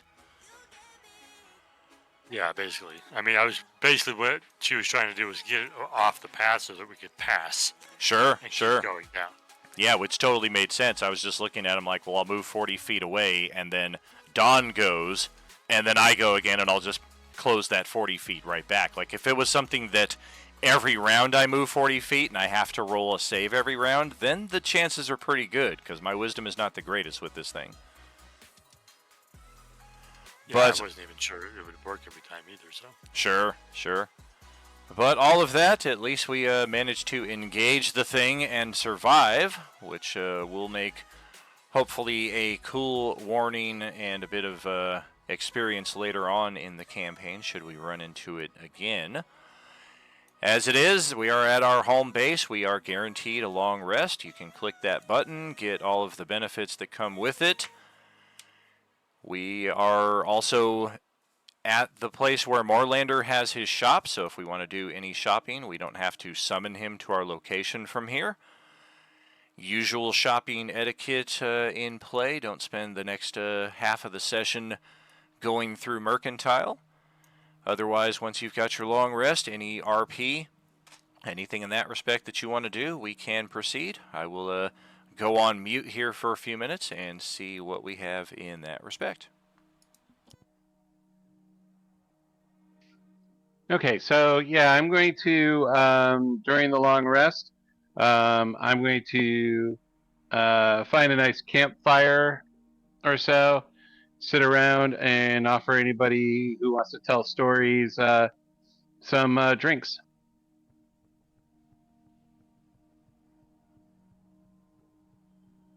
Perfect. Kukulin's gonna take you right up on that and start telling tales from his land about his ancestors, the gods he's a descendant of, including one who he's named after, which is Kukulane. And if anyone wants to know more about that, that's an actual legend in Celtic mythology.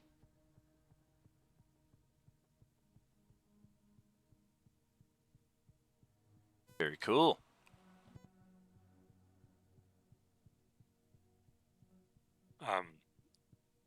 During this time, yeah, Fia will definitely sit, drink, and snack with everybody. That's one of the things she loves to do.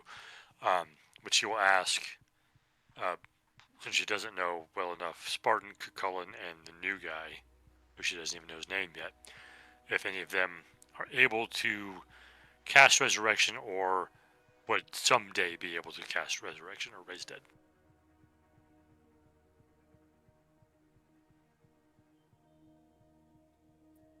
Sadly, no.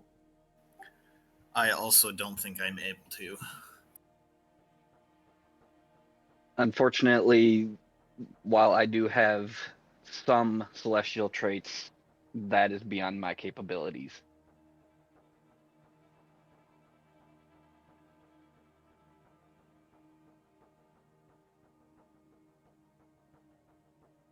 What about you, Spartan? I noticed that you do have some connection to the gods, it seems.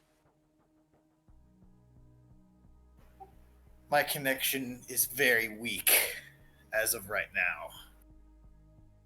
But this is something you could possibly do at a future time, right? Perhaps, yes, perhaps. So if we absolutely needed to, you might be able to utilize a scroll of such. Yes. That is great to know.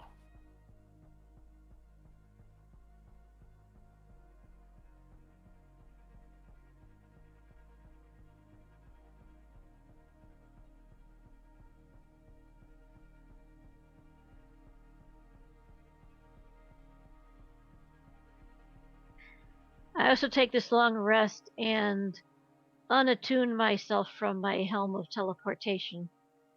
Gotcha. Yeah, that thing, since you used it, has I kind of missed the detail in all of it, but now that you're kind of paying attention to it and getting it off yourself, it kind of looks like the Infinity Gauntlet after it was used for its nefarious purpose. Like it's just all charred and smoldered and dented, and just doesn't look like it would probably work even if you tried to keep it attuned. Well, that's 5,000 gold down the toilet. A little bit, a little bit.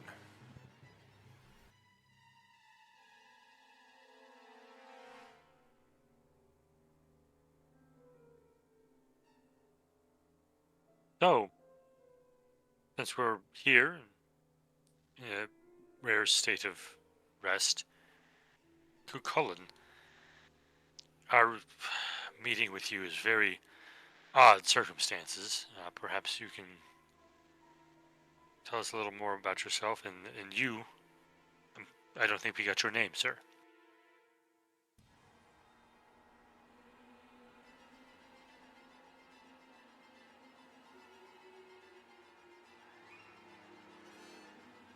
Probably taking a J break. No! Yes. You may not be familiar with me, but I am rather familiar with you all, except for our newcomer. The most recent events of these apparent time tears make it interesting because I believe I know a version of you all. As you know, my name is Cucullin. I am descendant from one known as Lou of the Long Arm and Cucullane. And I am seeking to obtain glory that befits that lineage. And what better glory is there than to rid this land of these undead?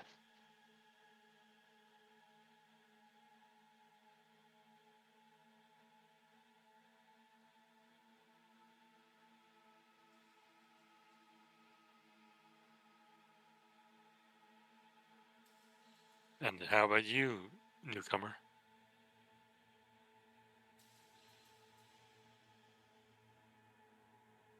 I've been with you.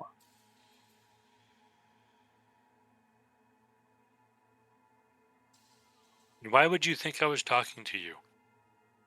I don't know. You want something to drink? Of course.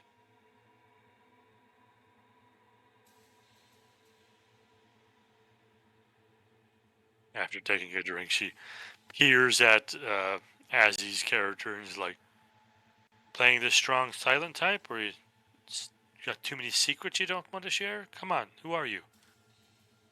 Whoa! Are you guys seeing this?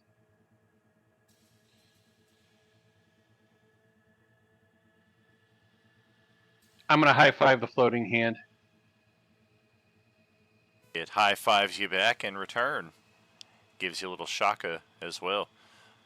Oh yeah, it's extreme metal time here on Roleplaying Unlimited. Scar 97 is in the house. Oh, woo, woo, woo. Welcome, welcome.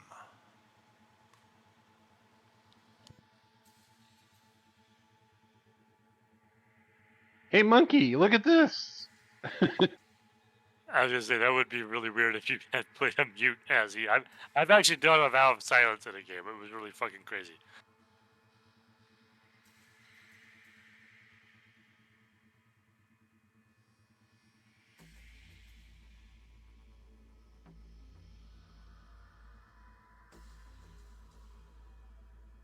Unattuning the winged boots for wings of flying. Okay.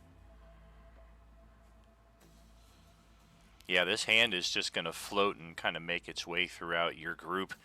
Give each of you a little tap on the shoulder, just kind of make you aware of its presence. I kind of look around the group. Who? Any of you make that? 46 and 2 ahead of me. Nice. And I'm gonna swing at it with try and backhand it away from me. All right. That is so cool. I'd like to be able to learn how to do that. That would be really neat. Yeah, that's like trying to backhand a wall of force. This thing is small, but it does not budge an inch. Monkey is cooler than the hand, though. Thankfully, the monkey comes as attached Dan, to you your said the character. merchant was here, right? Correct, yeah, Morlander lives here at the castle. Yeah, this is... Okay, I am going to buy a pair of winged boots. Okie dokie. Actually, I can just give you mine. I mean, they smell like his feet, though. That way you don't have to use your gold to buy a new set. I can just give you mine. Here, have me old boots. They serve me Yeah. well.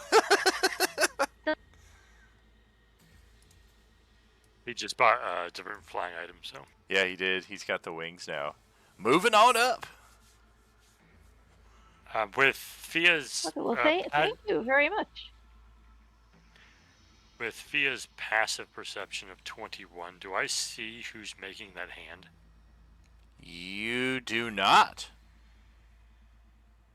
In fact, you're pretty convinced that nobody's making it. You're like giving everybody kind of a once over here, and you're like, no, no, no. Even the people who might be doing it surreptitiously, you kind of give them an extra few seconds of attention. It's like, no, clearly it's not that guy.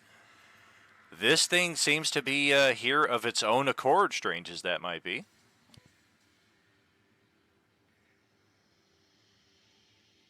Who amongst us understands magic? You know, maybe they're learned in it. I certainly am not.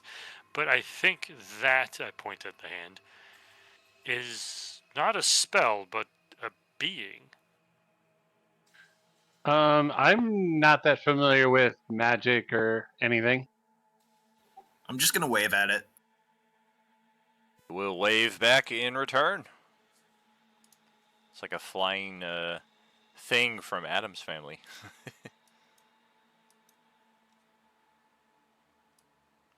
Hey, hand, can you point to where your master is?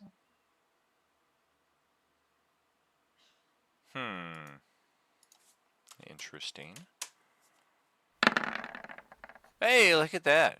It points at you, and at Mohula, and at Kukalin, and at Spartan, and at Fia, and even the new guy. You belong to all of us? It gives a thumbs up. Are you able to write? It snaps its fingers. I'll take that as a no. So thumb is yes, and then snapping fingers is no. Got it? Well, just give it a pencil and some paper and see what it can do. Okay, if you want to do it that way. I kind of lean over to the group. Did somebody like make a wish or something that we don't know about?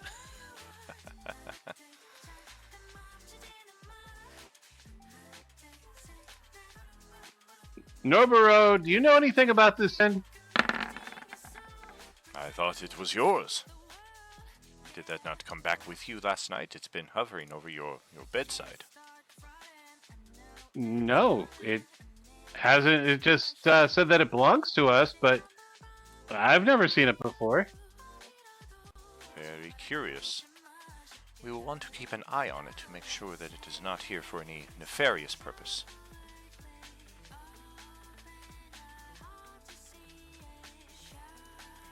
Making some ramen.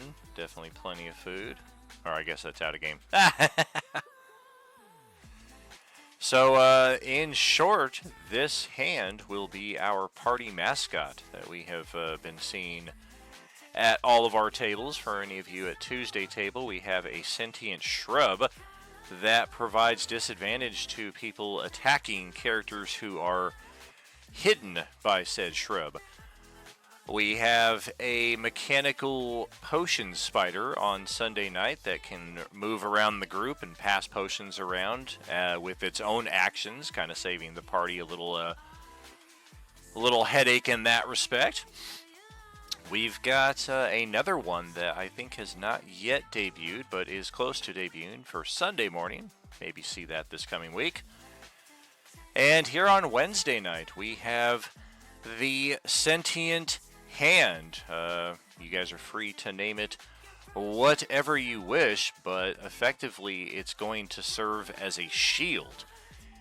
If you choose to bring this along as your NPC companion, it's basically at this point between this or our half-orc ranger named Taskus, who I was doing a little RP text up there above because he was kind of anticipating that you guys would choose him, or we can try to resurrect Ayusikaj.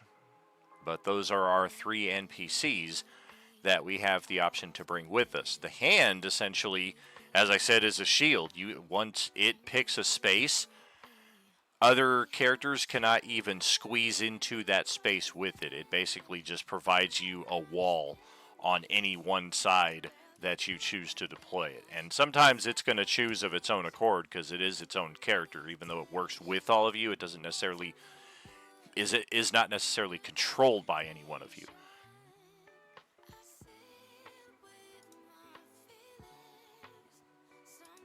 Sweet.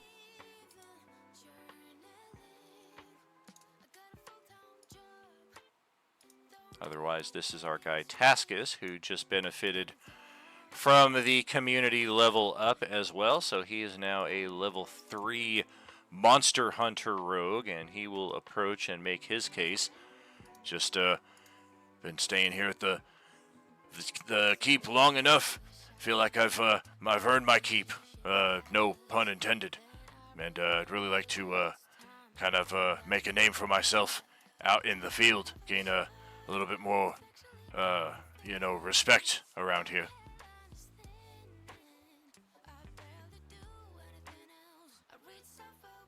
I certainly respect that. I do have to warn you. I mean, you're probably aware of what happened to Ayusikaj on his journey with us. I am working on getting that remedied, of course, but there's quite a lot of danger in doing what we do. Yes, of course. This whole world now is just rife with uncertainty and danger, and you guys are doing the most important work. I'd like to be part of that.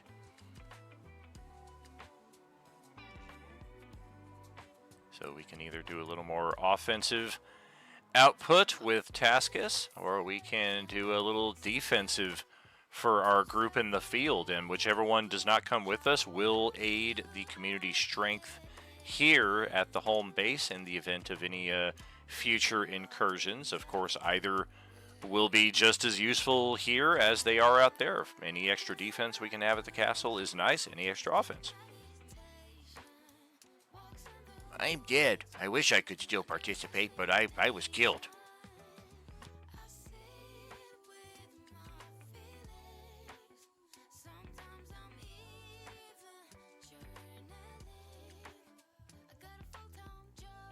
We're sorry you were killed.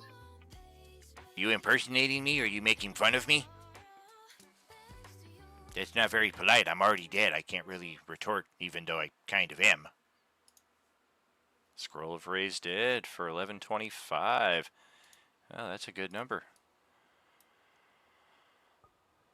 Also, I'll get like a piece of paper and a pencil or whatever, and see if the hand can write.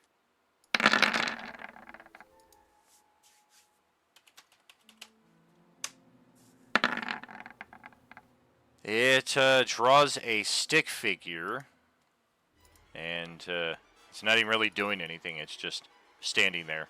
But it does have some capacity to convey something on paper. Just doesn't seem to be perhaps the most familiar with communication. So maybe as we grow to bond with this, whatever it is, it will become able to understand and convey. Have you seen those videos of people who teach their like dogs or whatever to hit those like buttons that say things? Yeah, yeah. We need to do that. That's awesome.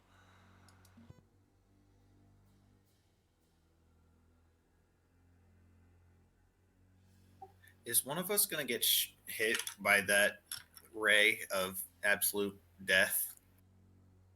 No, that was just to build a little suspense right there. How dare!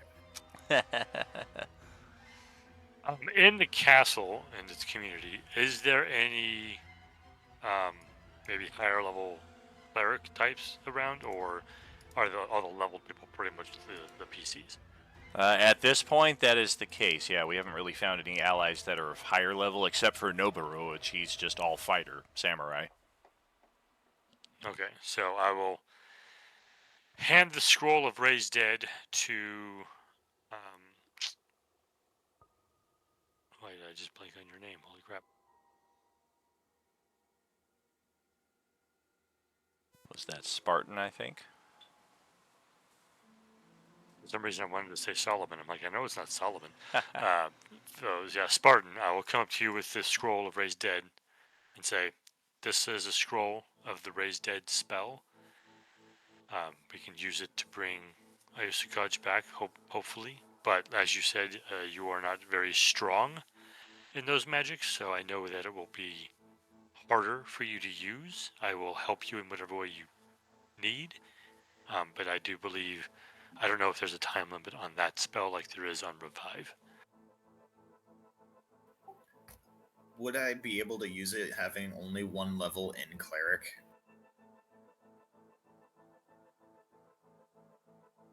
Yeah, it's basically like a caster level check to use it, but if you fail, use it up the scroll, nothing really happens. Right. Yeah, either way the scroll gets consumed, it's just does the spell go off. Well, that would be very unfortunate if I failed. Yeah, it's like rolling up a J with $100 bill. Do it! Yeah, let's give it a shot. Let's try to raise dead this guy. Well, let's check the specs of the spell. Raise the deed. Okay. Someday, D&D 24. Someday. Casting time, 1 hour. Yeah, I thought it might be something like that. So we're going to take a long rest and then a tiny bit more. Or take this and then a long rest.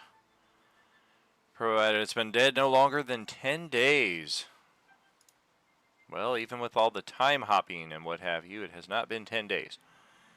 If the soul is willing and at liberty to rejoin the body, the creature returns with a hit point. Any effects that were currently in play will likely be removed. Magical diseases notwithstanding, or curses. The spell cannot return an undead creature to life. All mortal wounds are closed. Does not restore missing body parts. And if the creature is lacking body parts or organs integral for its survival, i.e. the head, I'll form the head, the spell automatically fails.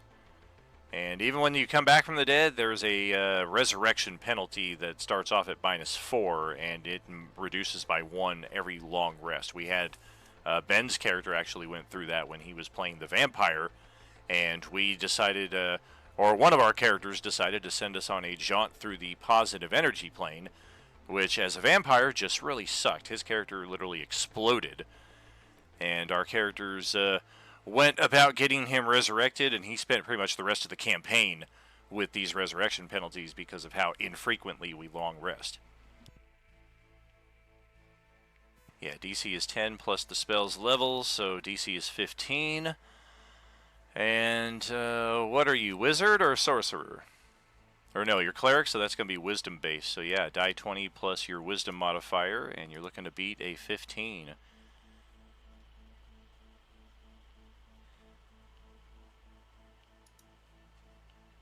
Well, that worked out well. Success!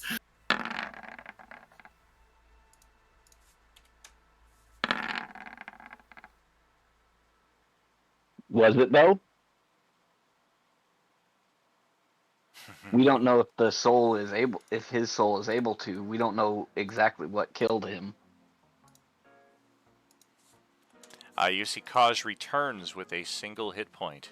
Oh my goodness, that was such a terrifying event. The afterlife, I tell you, is no picnic.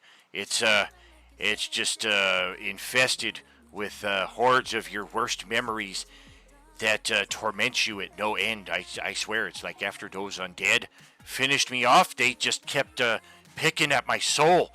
So when I saw Spartan appear in the sky above and reach out his hand to pull me out from that mess, oh, I've never been so thankful in my life. Thank you, thank you, thank you. Yeah, he would have seen my character in a very golden glowing light with my eyes glowing gold. Yeah, he did. It was the most beautiful sight I've ever seen, I tell you. I'll tell this story to my grandchildren if I ever have kids. Bia just takes his hand in hers and cups his one hand in both her hands and just kind of smiles at him as he's laying there. It's like, I'm so very happy we were able to bring you back from that. I'm sorry we were unable to prevent that from happening. Yeah, it was so scary. Those scarabs just pounced on me, and then those the creature with the face tentacles. It was like just picking at my brain, and even after death, just picking and picking. And he continues to ramble for a good long while, even restored to life. He's definitely going to need some meditation therapy, if not some liquid or smokable encouragement before he is fully back to his old self.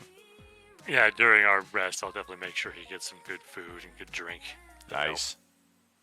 Yeah, he is very appreciative. No, I'm good with drink. Yeah, as far as he's concerned, he owes you guys a life debt. He's just regretful that he's so weak right now that he feels like it's going to be a week or more before he's able to really get back out there with you all.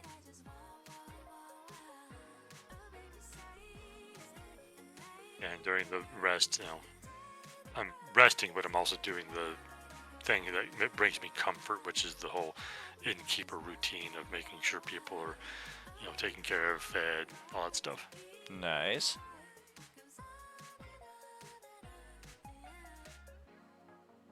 Anything else we want to do with our long rest? We did some RP. We got a companion resurrected.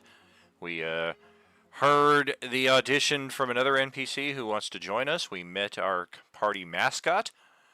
We got our long rest. We are probably just about ready to proceed. The selection of our NPC being the final bit, as best I can see.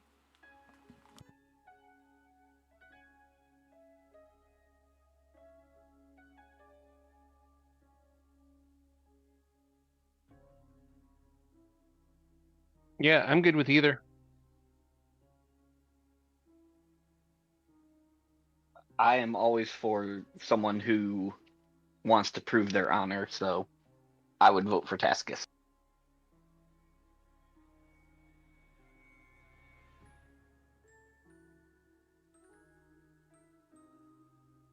Mia would say that she is hesitant to bring another potential casualty along, but can see the worth in having somebody and would never make the choice for them. If he makes this choice knowing full well how dangerous it can be, and she respects that.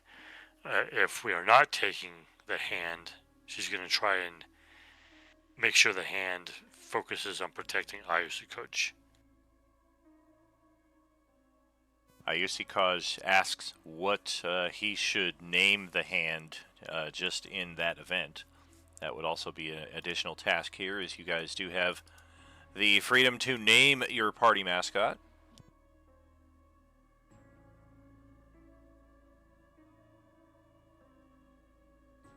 Phalanges.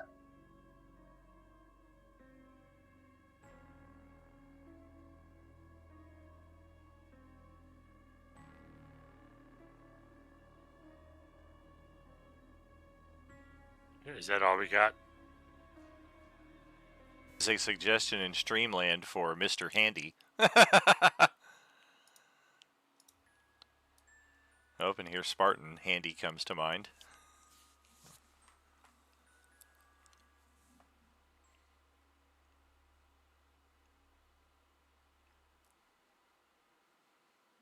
That's all I got.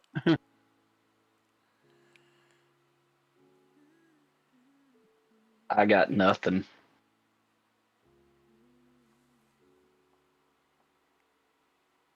How about Ringo? Get him magical rings. Not a bad idea.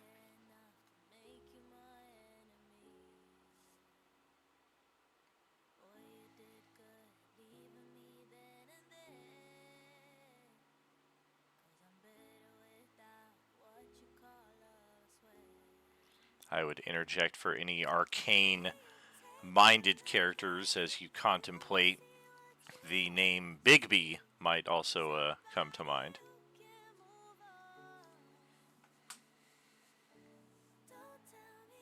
Small B.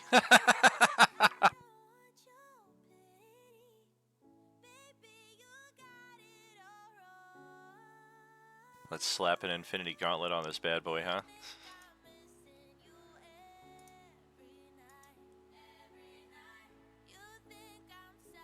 It's gotta be small B. It does not emit cold. It is essentially a hand of force. Basically just unmovable. Doesn't Okay. seem like it'll have any offensive capability. Okay, I thought earlier you said when you touched it, it felt cold. If I did, that's my mistake. That might have been the Night Walker as well. That thing definitely had a cold damage as part of the necrotic. Was that like the fifth 43 that Paul has rolled there in the Lost Dice Challenge?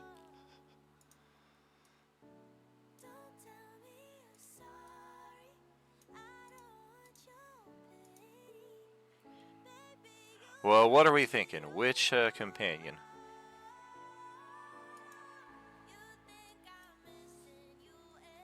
It sounds like most people don't care, but we had one that wanted to bring Pascus, so. All right. And any final polls here for the name for our companion? The only other thing that I could actually say in this matter is if we bring the hand, it's most likely not going to die. So if we're worried about possibly losing another companion, the hand would probably be the better because it's force. Yeah, that was Fia's whole point as well.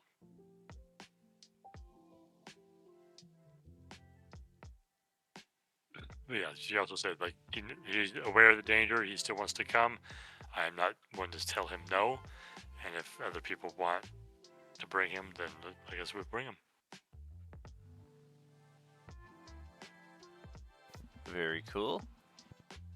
I guess that'll be the best teacher. Since if we're gonna bring him, let's see if he needs any like equipment or anything. Well, all right. Let's see what we're rocking here.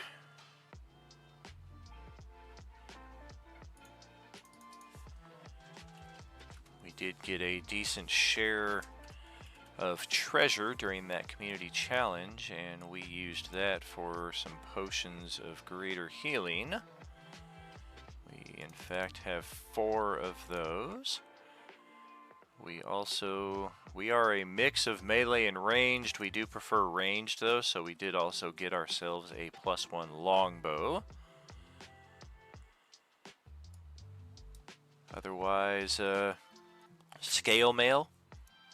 Also rocking a mace and a great club.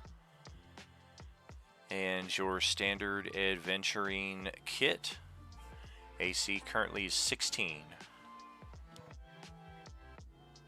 Would we be able to equip him with that, was it the equivalent of Elven Chain that we have? The modern armor? Oh, definitely. Yeah, he can wear that.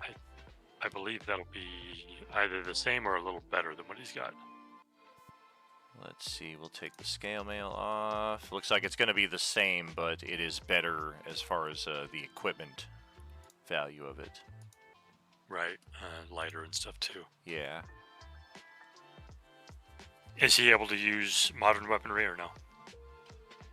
He does not currently have proficiency in it, but he would not be opposed to learning in the field and perhaps spending a feat to pick that up if it's something that he likes. Just asking because I know we have some guns laying around too, I think. Yeah. Yeah, his fighting style is archery, so that does benefit him just in offsetting some of that a little bit. Right, maybe he can bring a gun with some ammo just to practice with and get better at, maybe. All right, I'll add an automatic pistol.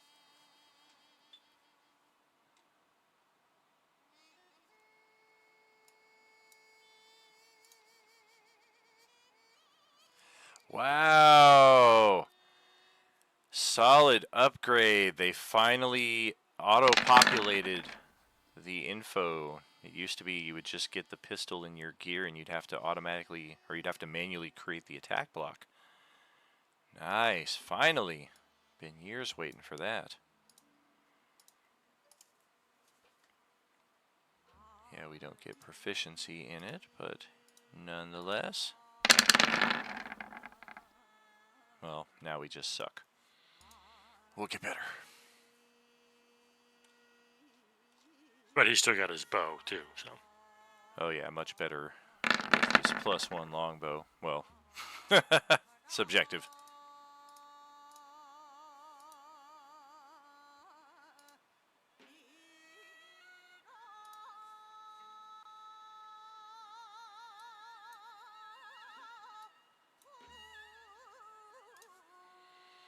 Any other gear that we can think of for our guy here? Otherwise, we are good to activate the wormhole that we opened last night, which will bring us back here, which hopefully in the middle of the day that Nightwalker is no longer chilling out on the pathway.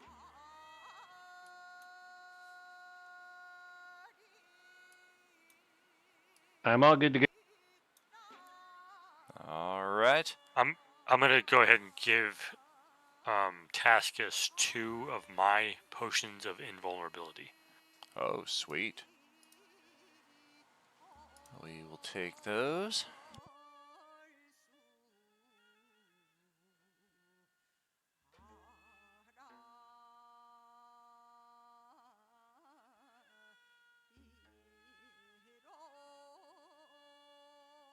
Two of them. Got it.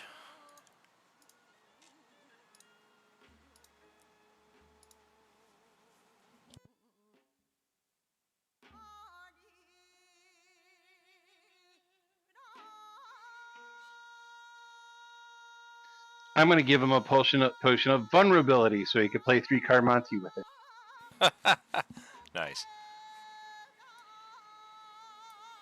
And we can continue taking ideas for the name of our mascot, since we're not bringing it with. It's not the most pressing issue of the now.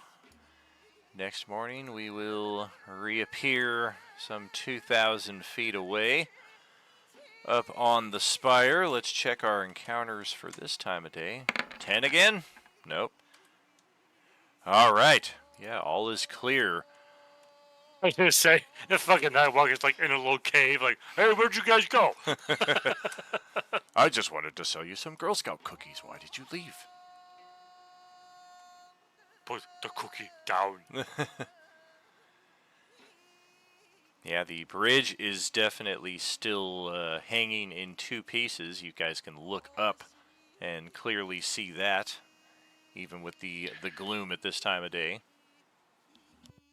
He's like, I've been trying to get in touch with you about your warranty. That's why we don't answer our phone.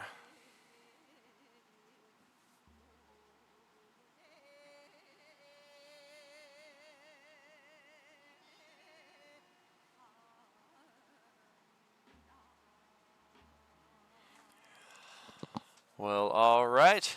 Assuming that the path we've been directed is the path we are taking, let's head on up into this unexplored reach, into the bamboo forest.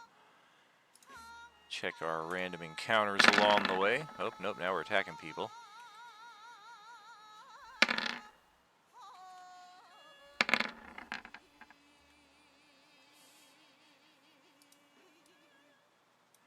Yeah, something happened here in the bamboo forest.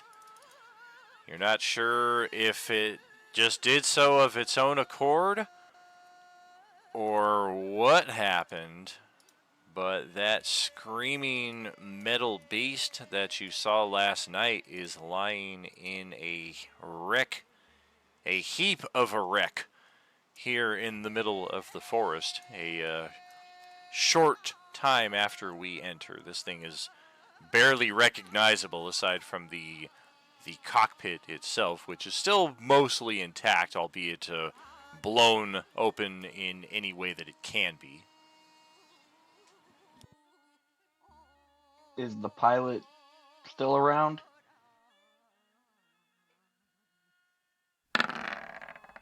Careful, that creature from yesterday.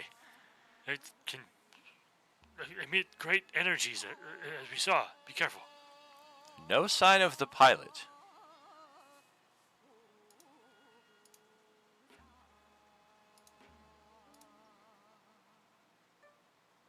I carefully approach and I poke it with my spear. Ting, ting. Yeah, I'd like to investigate this giant machine. Sure. Can As he- certainly roll as he some pokes it investigation. with the spear, and the ting of metal. I'm like, is it a construct? What is it?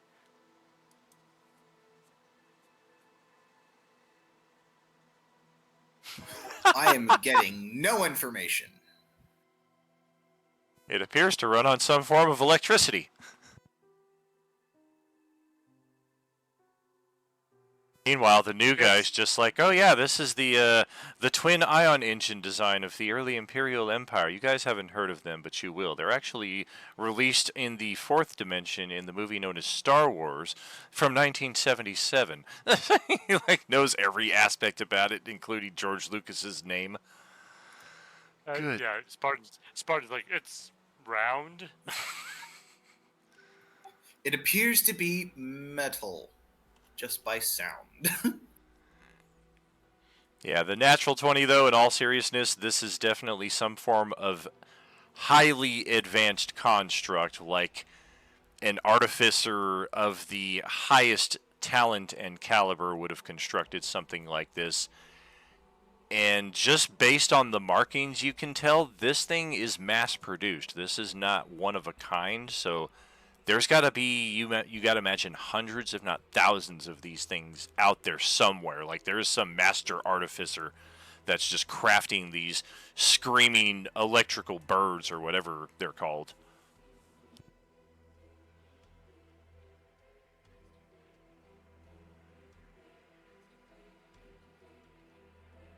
Is it? Maybe it's a team of masterful artificers. Is it? It reminds me of that thing I've heard of.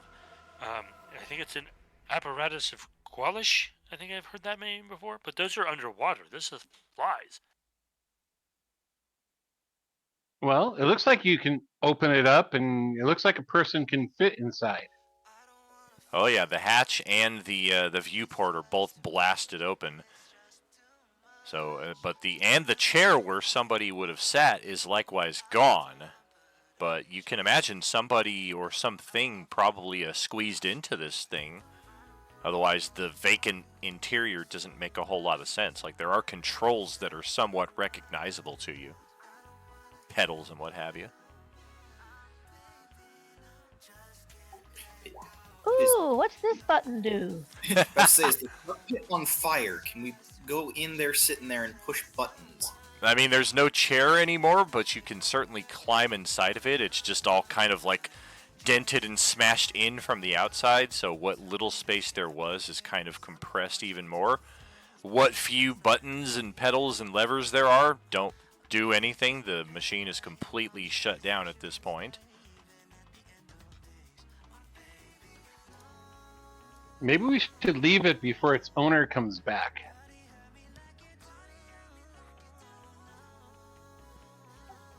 I'd say I'd like to take this time to make a perception check. You can just picture. I don't want to rip off one of its wings and use it as a shield. Well, the wings are completely gone anyway. Like, the only part of it that's left is the cockpit. The wings were just smashed and disintegrated on impact. And then this thing rolled another however many 100 feet. Like, you guys kind of followed a trail from this spot in this hex into this hex where we're finding this.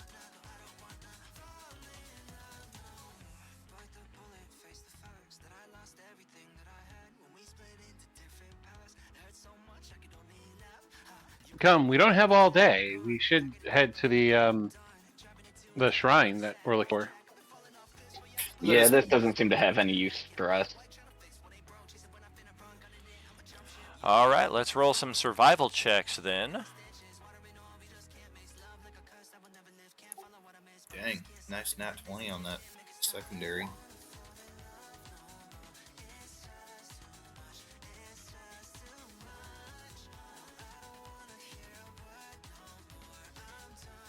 One, two, three, four, five. Who are we missing? Fia. Oh, no, Fia's the most recent. Moahula.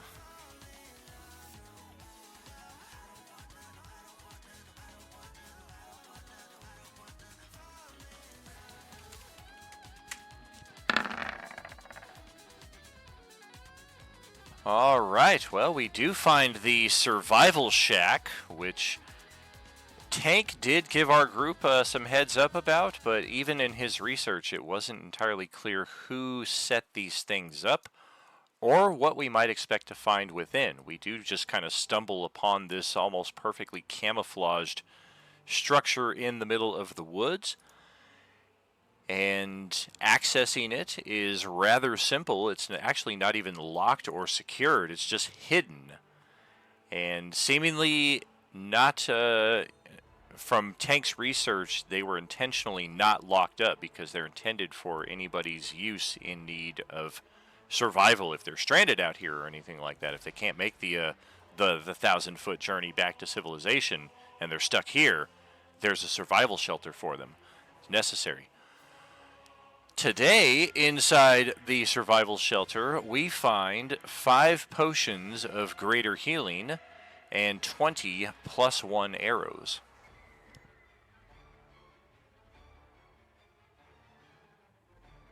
How many potions? 5.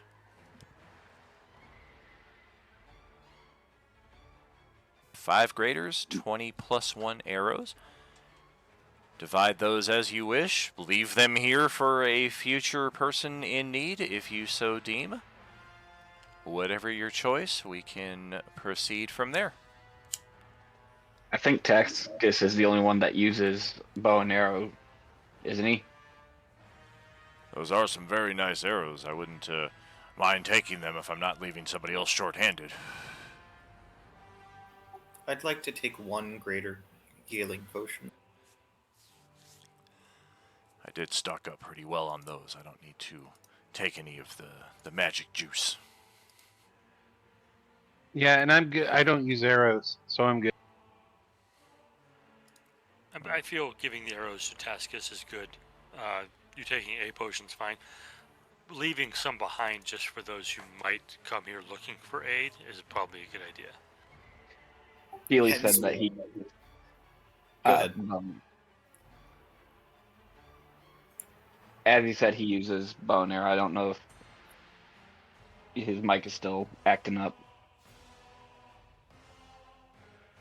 Yeah, that's a new one. But yeah, I will take only 10 of the +1 arrows then. Hey, Dan? Howdy.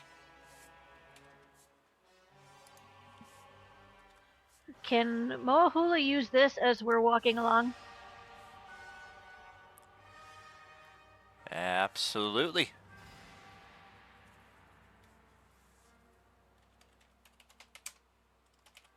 +1 arrows. Perfect, then she is. Alright. Track that for Taskus. Normal arrows, we of course don't need to track. It's assumed you can fletch your own in the field, whatever, recover those that you've shot. And as we proceed again, let's get one last round of survival checks. Maybe one last round, depending on how these go. So, I was going to take one of those potions. You said they were greater, or? Graders. Greater, yes. Yeah, 5 in total.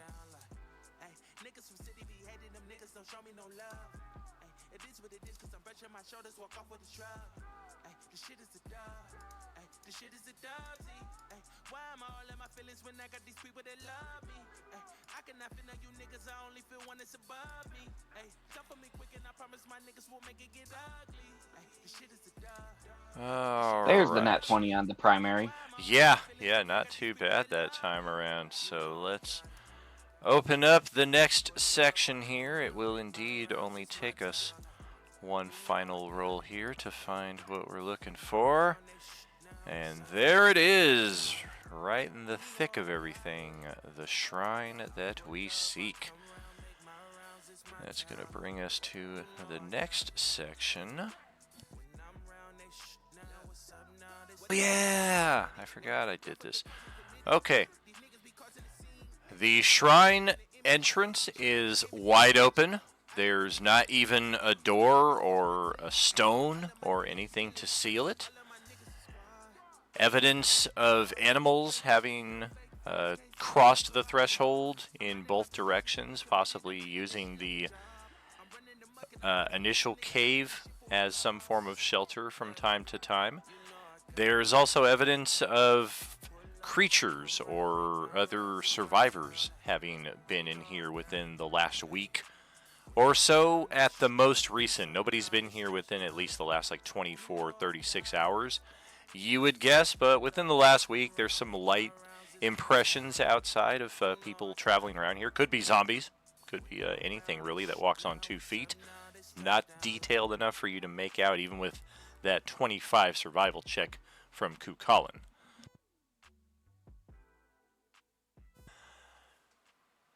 The entrance, while open, does bear an inscription in Japanese on the top, which I imagine most of our characters at this point should be able to speak and read thanks to our downtime activity. It's rather cryptic, even your knowledge of the language. There's parts of it that don't quite add up, but what you make out from it is that this is a test of heart, a test of courage, and a test of the body. Even those who are pure of heart and character will find this challenge a difficult one. It is only through constant testing and challenging of our boundaries that we find the strength we need to proceed. And with that, that would appear to be the only impediment slash interest between here and entering the shrine. Sounds like my kind of challenge. Let's go. I'd like to try it. Excellent. Let's get the map set up here. I believe all of us would have to go through it if we're going to be going through here.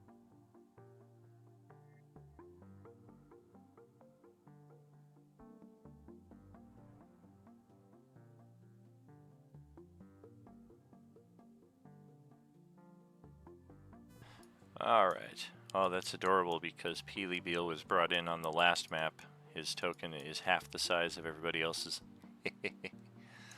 Alright, it's going to be a little clustered here as we start off on the map. Everybody hold tight. And let's see how this works out. Ta-da! Welcome to shiny Sparklyville! Yeah, how beautiful is that? As the entire world in front of you is just a dazzling pattern of alluring colors and designs that just fascinate all of your senses. Roll some wisdom saving throws as we enter. Some of your characters are kind of halfway off the map right there. That's just so that we don't have characters on top of each other, and then one of you is unable to move your character at all. I didn't want to start you right next to the border of this thing, just in case any of you accidentally did an unintentional click into the prismatic realm. I'm sorry, I didn't say that. But yeah, just in case. Advantage on saves against being charmed. Very good. That will come into play here. Kukulin and Moahula, by our results here, are particularly fascinated by the wondrous colors and basically just stand there in awe looking at them like, wow, that's so cool. Figures the two barbarians are entranced by the dang colors. Yep.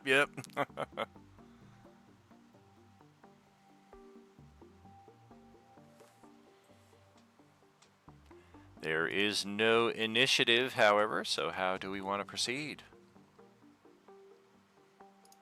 Ooh, shiny. What is that? With my guy's roll, he's basically gonna be like, "Ooh, shiny," and just walk straight through. Well, Kukulin walks right through and vanishes into the area of brilliant, sparkly colors, as does Spartan. And once they're inside there, it's a whole different world. You can still kind of make out the dazzling array around you, but otherwise, all seems clear. This place has definitely suffered some flooding recently. You're going to see it throughout this section. In any section that has even a bit of water in its square, we are going to count as difficult terrain if you are walking through it. Of course, flight is its own circumvention, but for those walking through, that will be the case. I was wanting to perceive any potential dangers in the very beginning.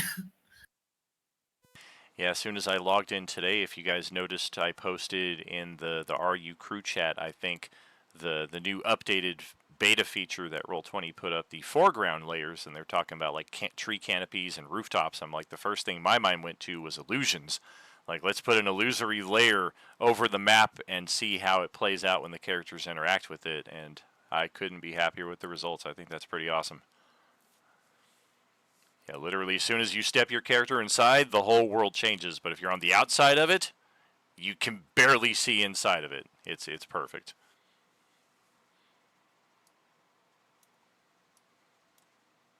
No, being right here, I watched them like walk through this wall of color, and I can kind of see them on the other side.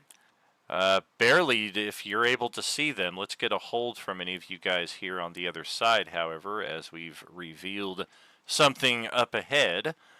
And even if you don't see them on the other side, you do hear the sounds of barking and snarling as something is about to rush out at Kukulin.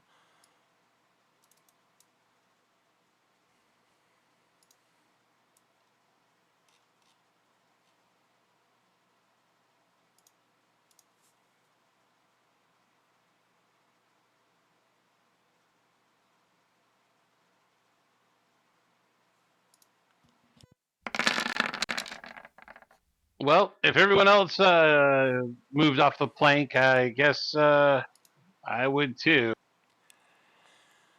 Oh We're dear. holding at the moment. Is that 16 AC accurate for Kukulin? It is. All right. Um, It's a 17 to hit then for 15 pierce, 9 bludgeoning, and you are also grappled as this thing's got your leg inside of its jaws.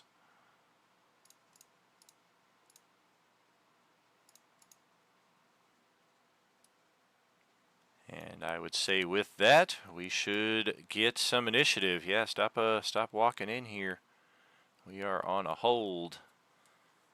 Whoomp. But all of you outside of the effect can certainly hear this going on, so feel free to roll your initiative in response. Can I use an inspiration to re-roll my initiative? Negative. Initiative and death saves, the only two things we do not allow rerolls on. We had too many incidences of, okay, the initiative is final, and then people go, well, I don't like my place, let's reroll, and it took us 20 minutes just to set up combats. We no longer allow it. Understood. Okay, so that is all 6 of you. I've got my dog. Dog, ooh, ooh, ooh, ooh. so, Feral Instinct kind of works like the alert feature a little bit.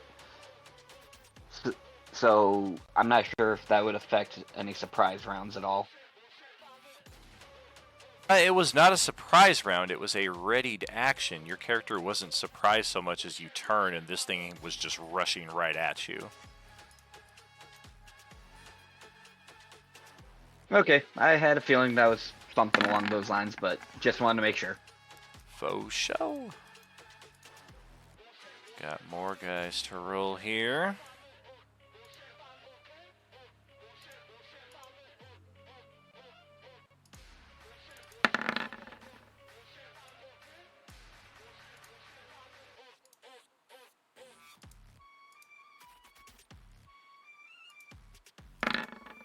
Hurley, do you have an additional 11 to your initiative?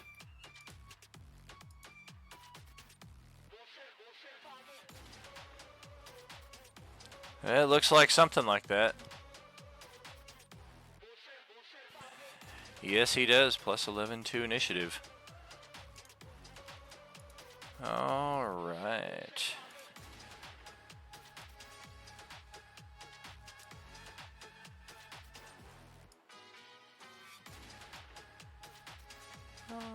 Okay, we got that set. We got that. We got 10 counts in the initiative.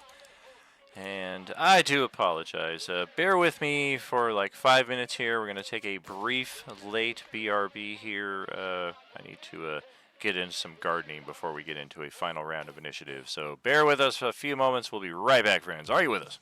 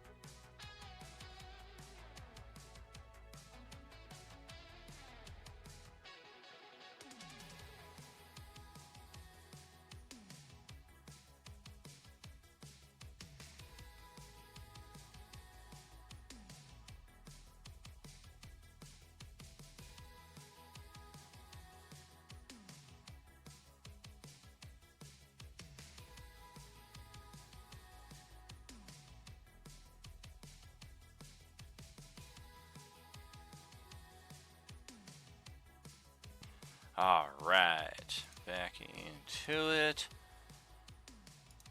And we've got initiative in progress. And yeah, Paul has got our top spot in here. As far as height, I know we're going to need to address that for our flying characters. It's once you get into the room, i.e. past the illusion effect here, your ceiling cap is 30 feet. So you got a little bit of room to maneuver around here.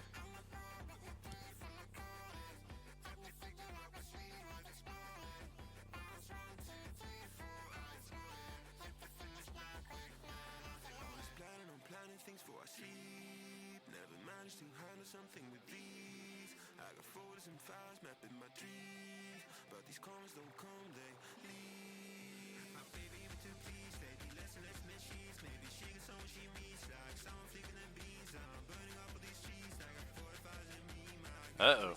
That's right, and Paul's mic is currently out, so we don't have full interaction here from him just yet.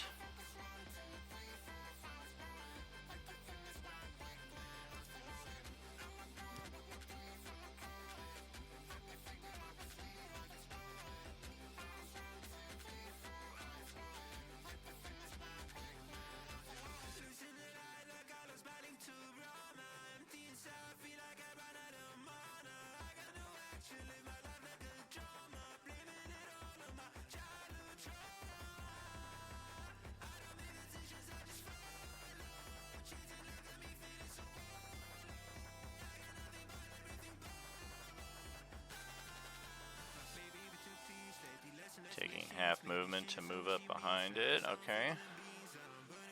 Mobile feet means that it doesn't get any attack of opportunity, right? If you attack it.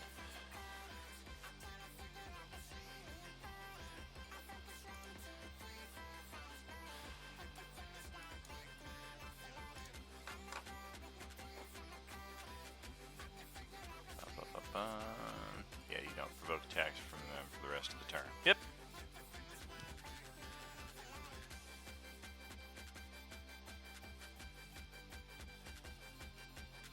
Wouldn't have gotten one either for you entering its space. That's something that it looks like Kukulin has unique to his character. Most creatures don't get them when you enter, only when you exit. 17 is good. And, I mean, this is not your normal villainous fare. I mean, this is a very regal-looking dog, as it undoubtedly aggressively initiates this combat. It's also just kind of like, huh, I mean, we don't usually fight things that are, like, just pretty and, like, golden skinned, and, I mean, look how clean its teeth are, too. I mean, we're fighting, like, ugly-ass zombies and rancid undead this whole campaign. This is a great, great departure. As you get up on its backside and get a solid stab there, we will take that.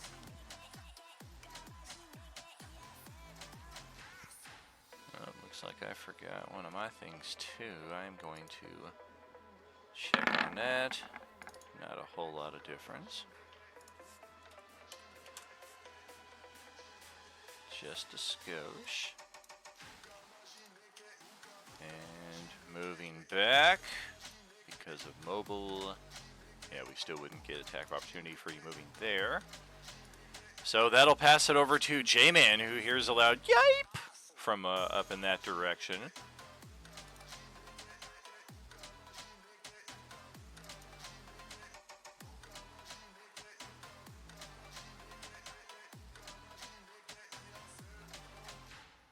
Stay there for the flank, alright. Kind of like entering the eye of the storm here. You can still feel the magical energy crackling all around you, but no adverse effects, just an obviously powerful illusion to deter all but the most confident in entering this shrine.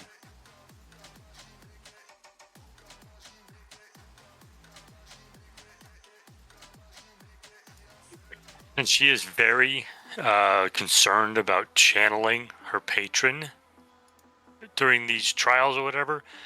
She's not actually going to use any magic here. She's just going to take out her bow and take a shot.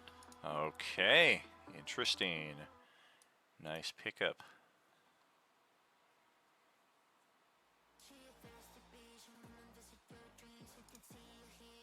$16 will hit.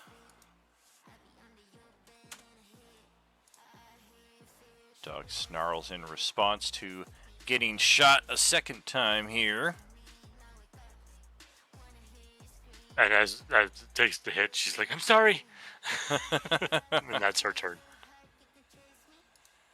And Kukulin, right next to this thing. Your ankle is currently ensnared in this guy's mouth. All right, well, it attacked me, so I don't care if it's good or not. I am going to fight back. I'm going to rage, and I'm going to start swinging. Show.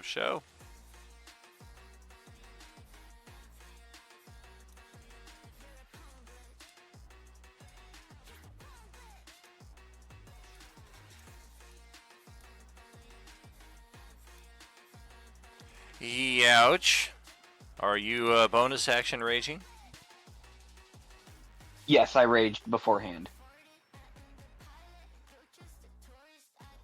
That's a hit and a hit.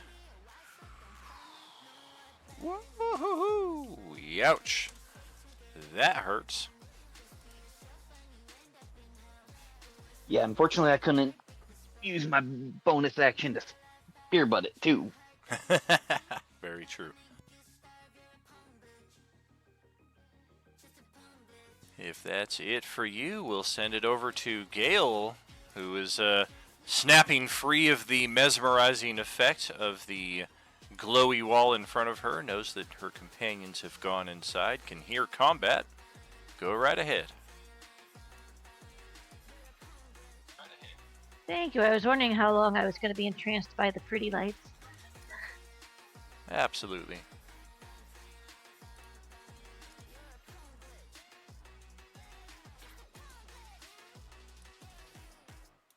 Are these 5-foot squares? They are, yes.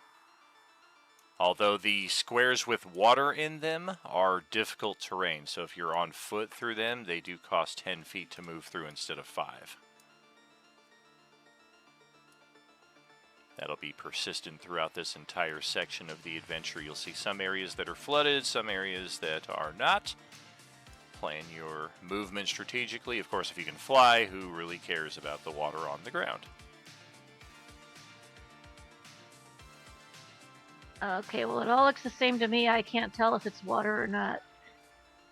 Uh-oh. Hopefully, Dawn can help eyeball that for you. You can kind of see the line of separation running along here. It is kind of hard to see with the foreground effect, unfortunately. Sure.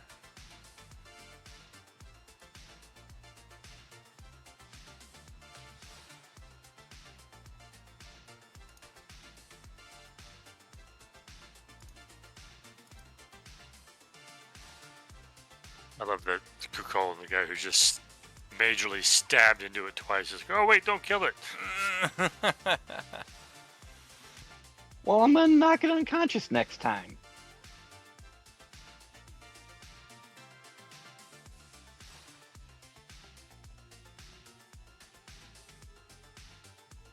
As far as I can go. Now, how come my danger sense didn't go off?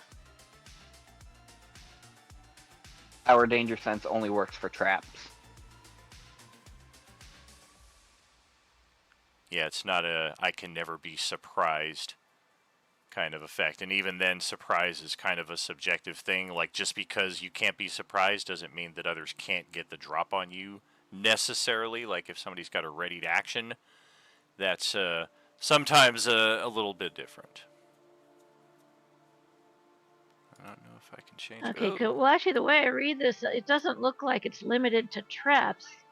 It's just you have an uncanny sense of when things nearby are not as they should be. Yeah, the mechanical effect of that is you have advantage on dexterity saves.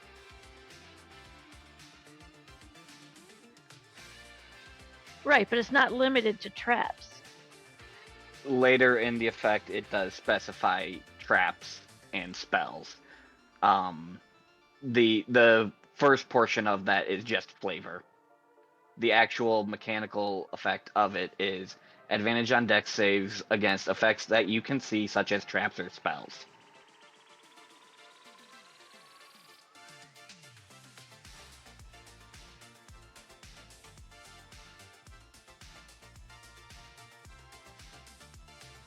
Now, can I tell if that's friend or foe?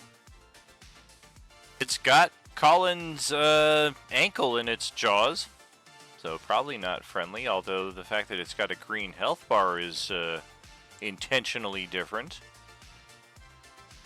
I did yell not It could to kill be it. playing. It could be playing.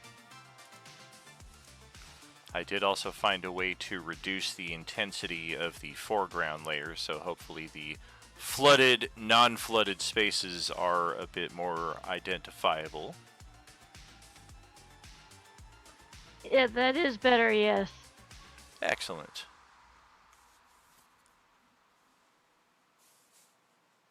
Okay, well, I am not raging, but since he has Colin's foot in his mouth, I'm gonna throw a spear at it.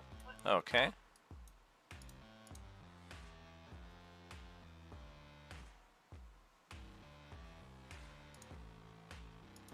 Sorry, javelin. Gotcha.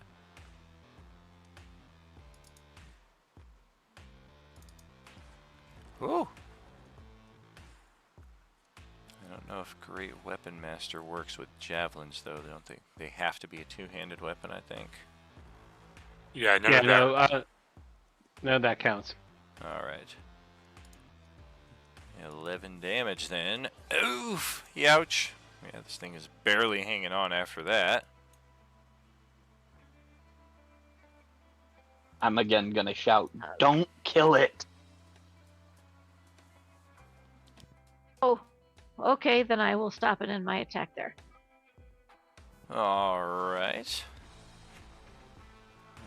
We are gonna take our turn next.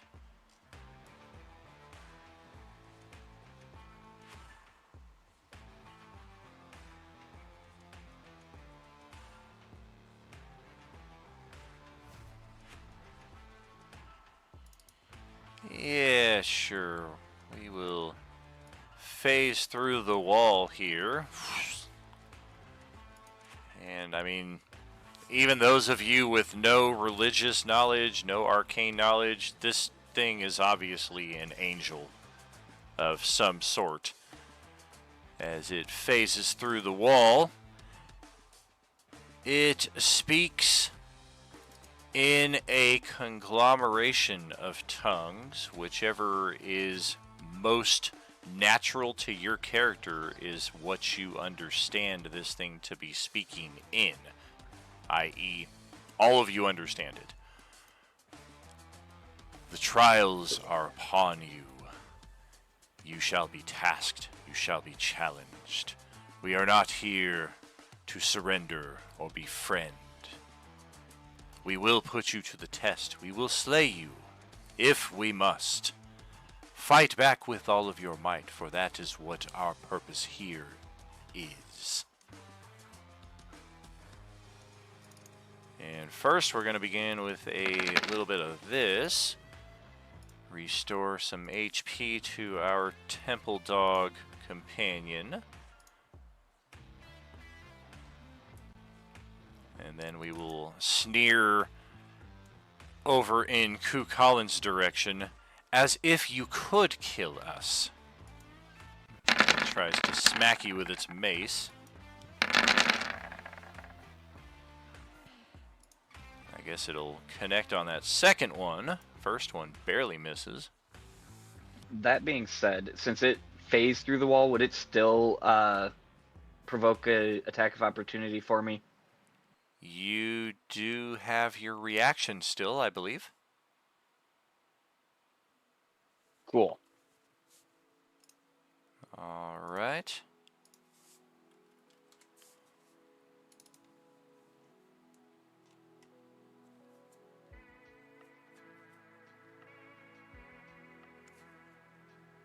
And yeah, that's included. Okay.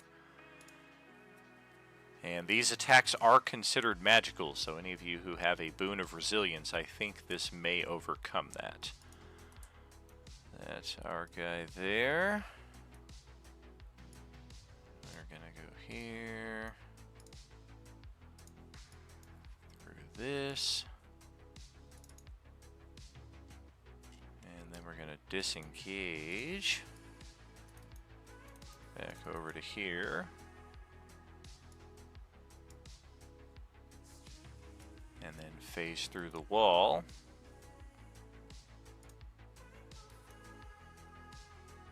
And attack Kukulin again, this time with a loose flank.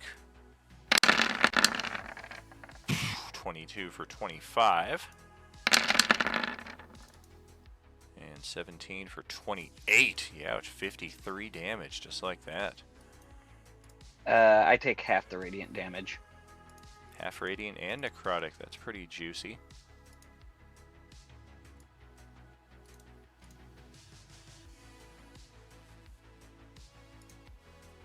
Well, ain't we just optimized?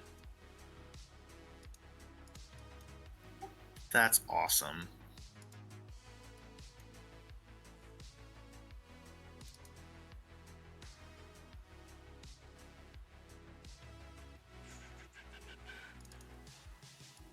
I think we'll just hold off right there. Pass it over to Manuel, the only one still on the other side of this effect. All right, monkey, let's go. Woo!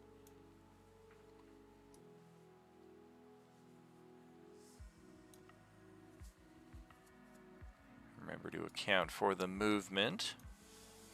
Okay, I'm going to. Well, I have a move of 55.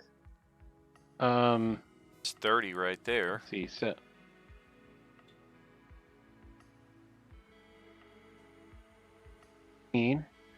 Yep, I'm going to be using this as like stepping stones. Sure. Yeah, any spots you can see for that will definitely work as they appear. Like, what are you guys all yelling? It's just a dog.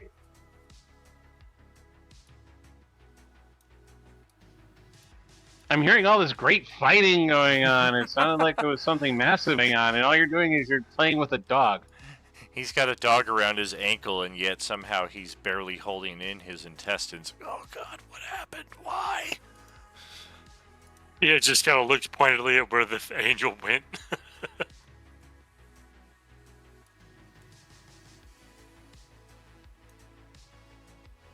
Yeah, I'm not seeing an angel. I'm, good puppy, good puppy. All right, so what's the big challenge in here? And I'm done. All right. My turn.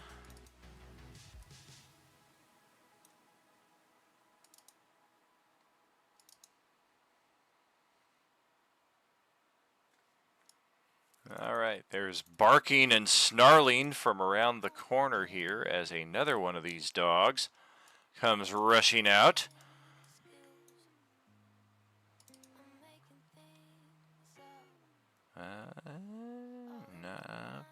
Nope.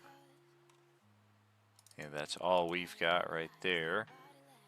In fact,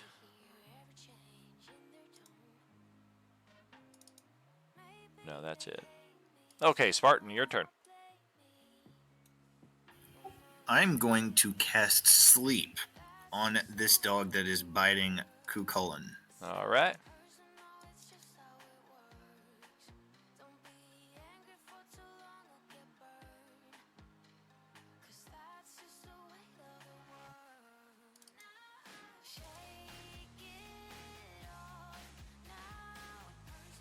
Let's see.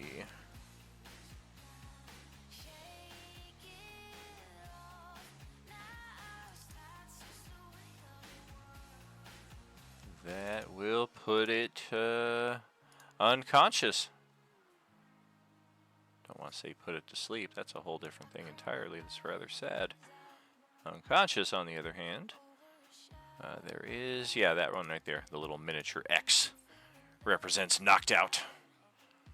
And it will release, well, actually, it doesn't release the grapple, but the pressure upon Kukulin is substantially reduced. You'll just have to kind of like wiggle your ankle out when you choose to move away from this thing.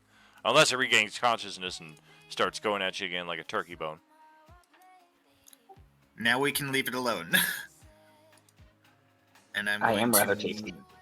move right there. All right. Hello. You are... And I'm going to then speak celestial at this angel and say that we didn't really mean any harm. We walked in and immediately got attacked. That is the nature of the challenge. The mighty angel to the east speaks in response. Despite your intentions, despite your character, in this time, in this place, you are our mortal enemy. This is the nature of the challenge, not to negotiate. Fair enough. Otherwise, I'm gonna do a hand gesture of a very crude hand gesture involving only one finger.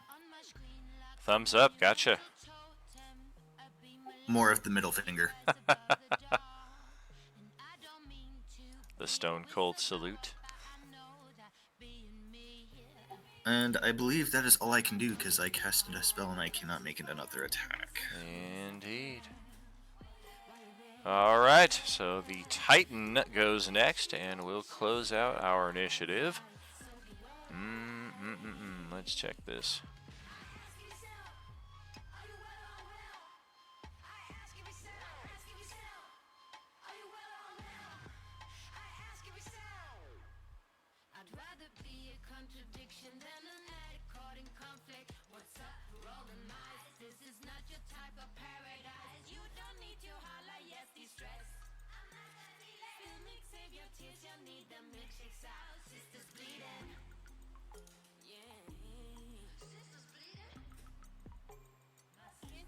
Yeah, we'll hold on to that.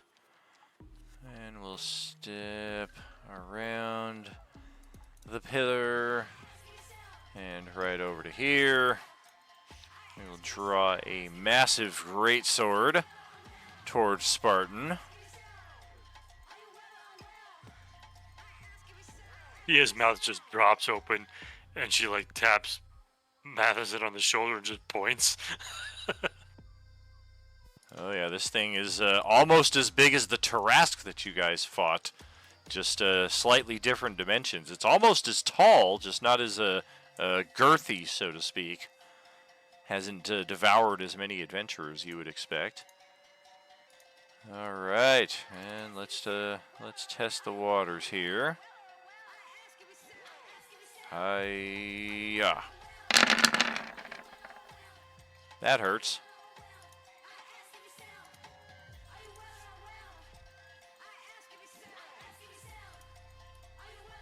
That is on Spartan, I should mention.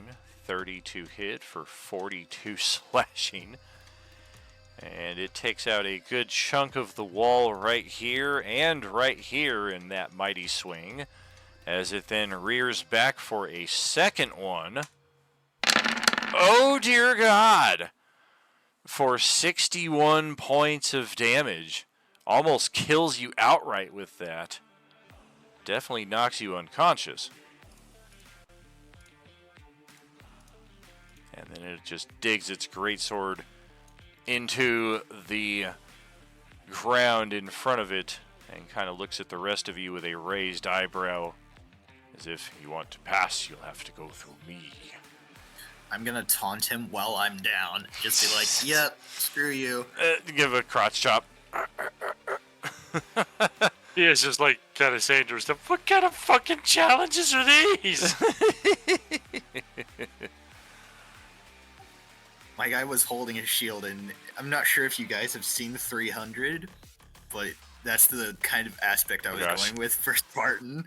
So literally, he's just going down in a blaze of glory. Oh, man. All right, well, let's get our initiative tracked here for next Wednesday. This is week 1 of 4 of our 4-week stream anniversary here for all of our tables. Ran a slight bit over tonight, but I did want to get us into the first shrine. We did get a peek at the shrine activities during our little twist and turn through time, including apparently the reaction that we might get from some of these monks in the event that we fail to recover the artifact within the shrine. Who knows which shrine that was, although apparently it seemed to link maybe to a shrine located in some tall grass in the middle of a thunderstorm. That's not where we're at here.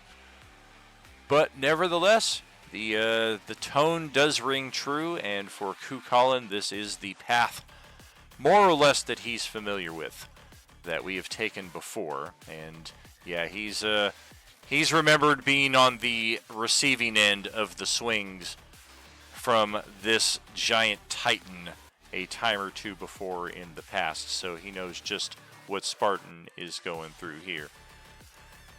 But let's get our initiative tracked over to the Wednesday chat. Let's close it out here. Round of applause for each of you. Hope you enjoyed tonight's session. Indeed.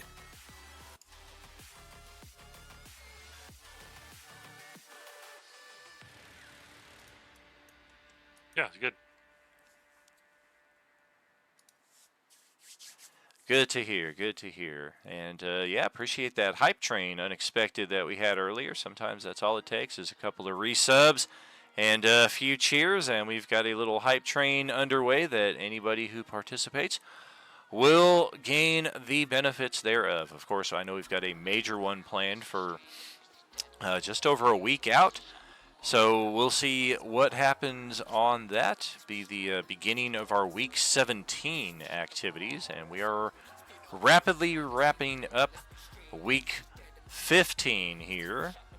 Tomorrow night being the last night of that, as the other side of our Cyberpunk Waterdeep table is currently coalescing the Clone Wars. They are fighting off dozens of B1 battle droids, IG assassin droids on speeder bike, a certain demented cyborg lightsaber-wielding Grievous, and a series of open portals, of which you know I'm just going to have more stuff coming out of it. We already had a tie-in with that tonight, with the unexpected TIE Fighter destroying the bridge, all completely fun and random in the random encounter phase that we kind of found ourselves in there for the first hour. So good stuff here tonight. Thank you for being part on any respect, whether you played, whether you were watching, whether you watched the VOD later on. Much love all. We'll catch you tomorrow night. As you know, as always, there is no RU without you. See ya! Good night. See ya. Good night. Have a good one. Night. Good night. This is the kind of thing that just tickles my ball.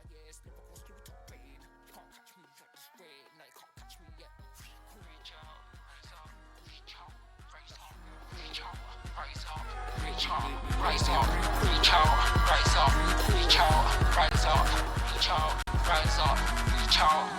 Flapping around like there's no way. Fish out the water, lost their way. Flapping around like there's no tomorrow. About what can I do? I send love their way. Said flapping around like there's no way. Fish out the water, lost their way. Flapping around like there's no tomorrow. About what can I do? I send love their way. Oh, I should project my way to the ravers. Melody screaming around in my veins. Got the remedy, I don't play games. Snakes and ladders, it's everywhere same.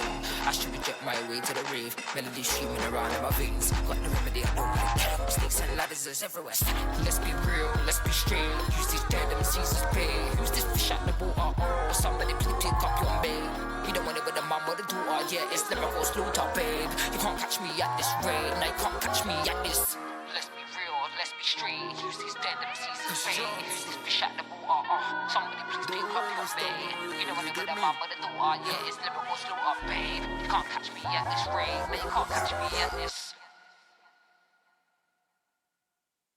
Today is the beginning of the end and the start of a new beginning.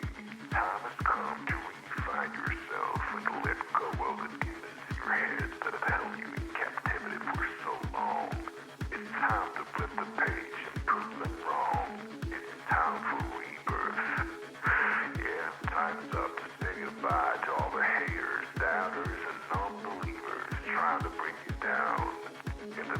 eye, you'll realize that there's so much more to the book than the page you were stuck on. Finally, you will be free to live a life you love living instead of the life you think other people want you to live. Remember, you are the highest authority when it comes to knowing what you want and what you love. So stop trading yourself for the approval from others. Ladies and gentlemen, weirdos and geeks, please repeat after me. I don't give a fuck.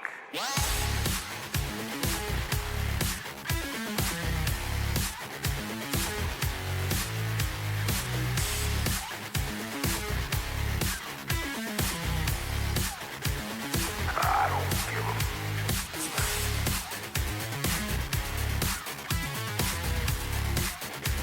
I don't give a fuck.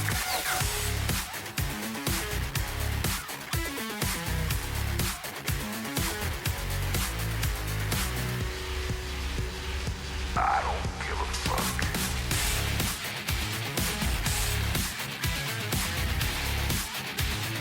I don't give a fuck.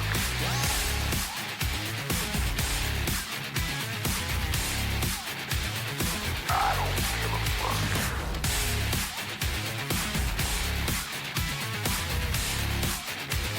I don't give a fuck.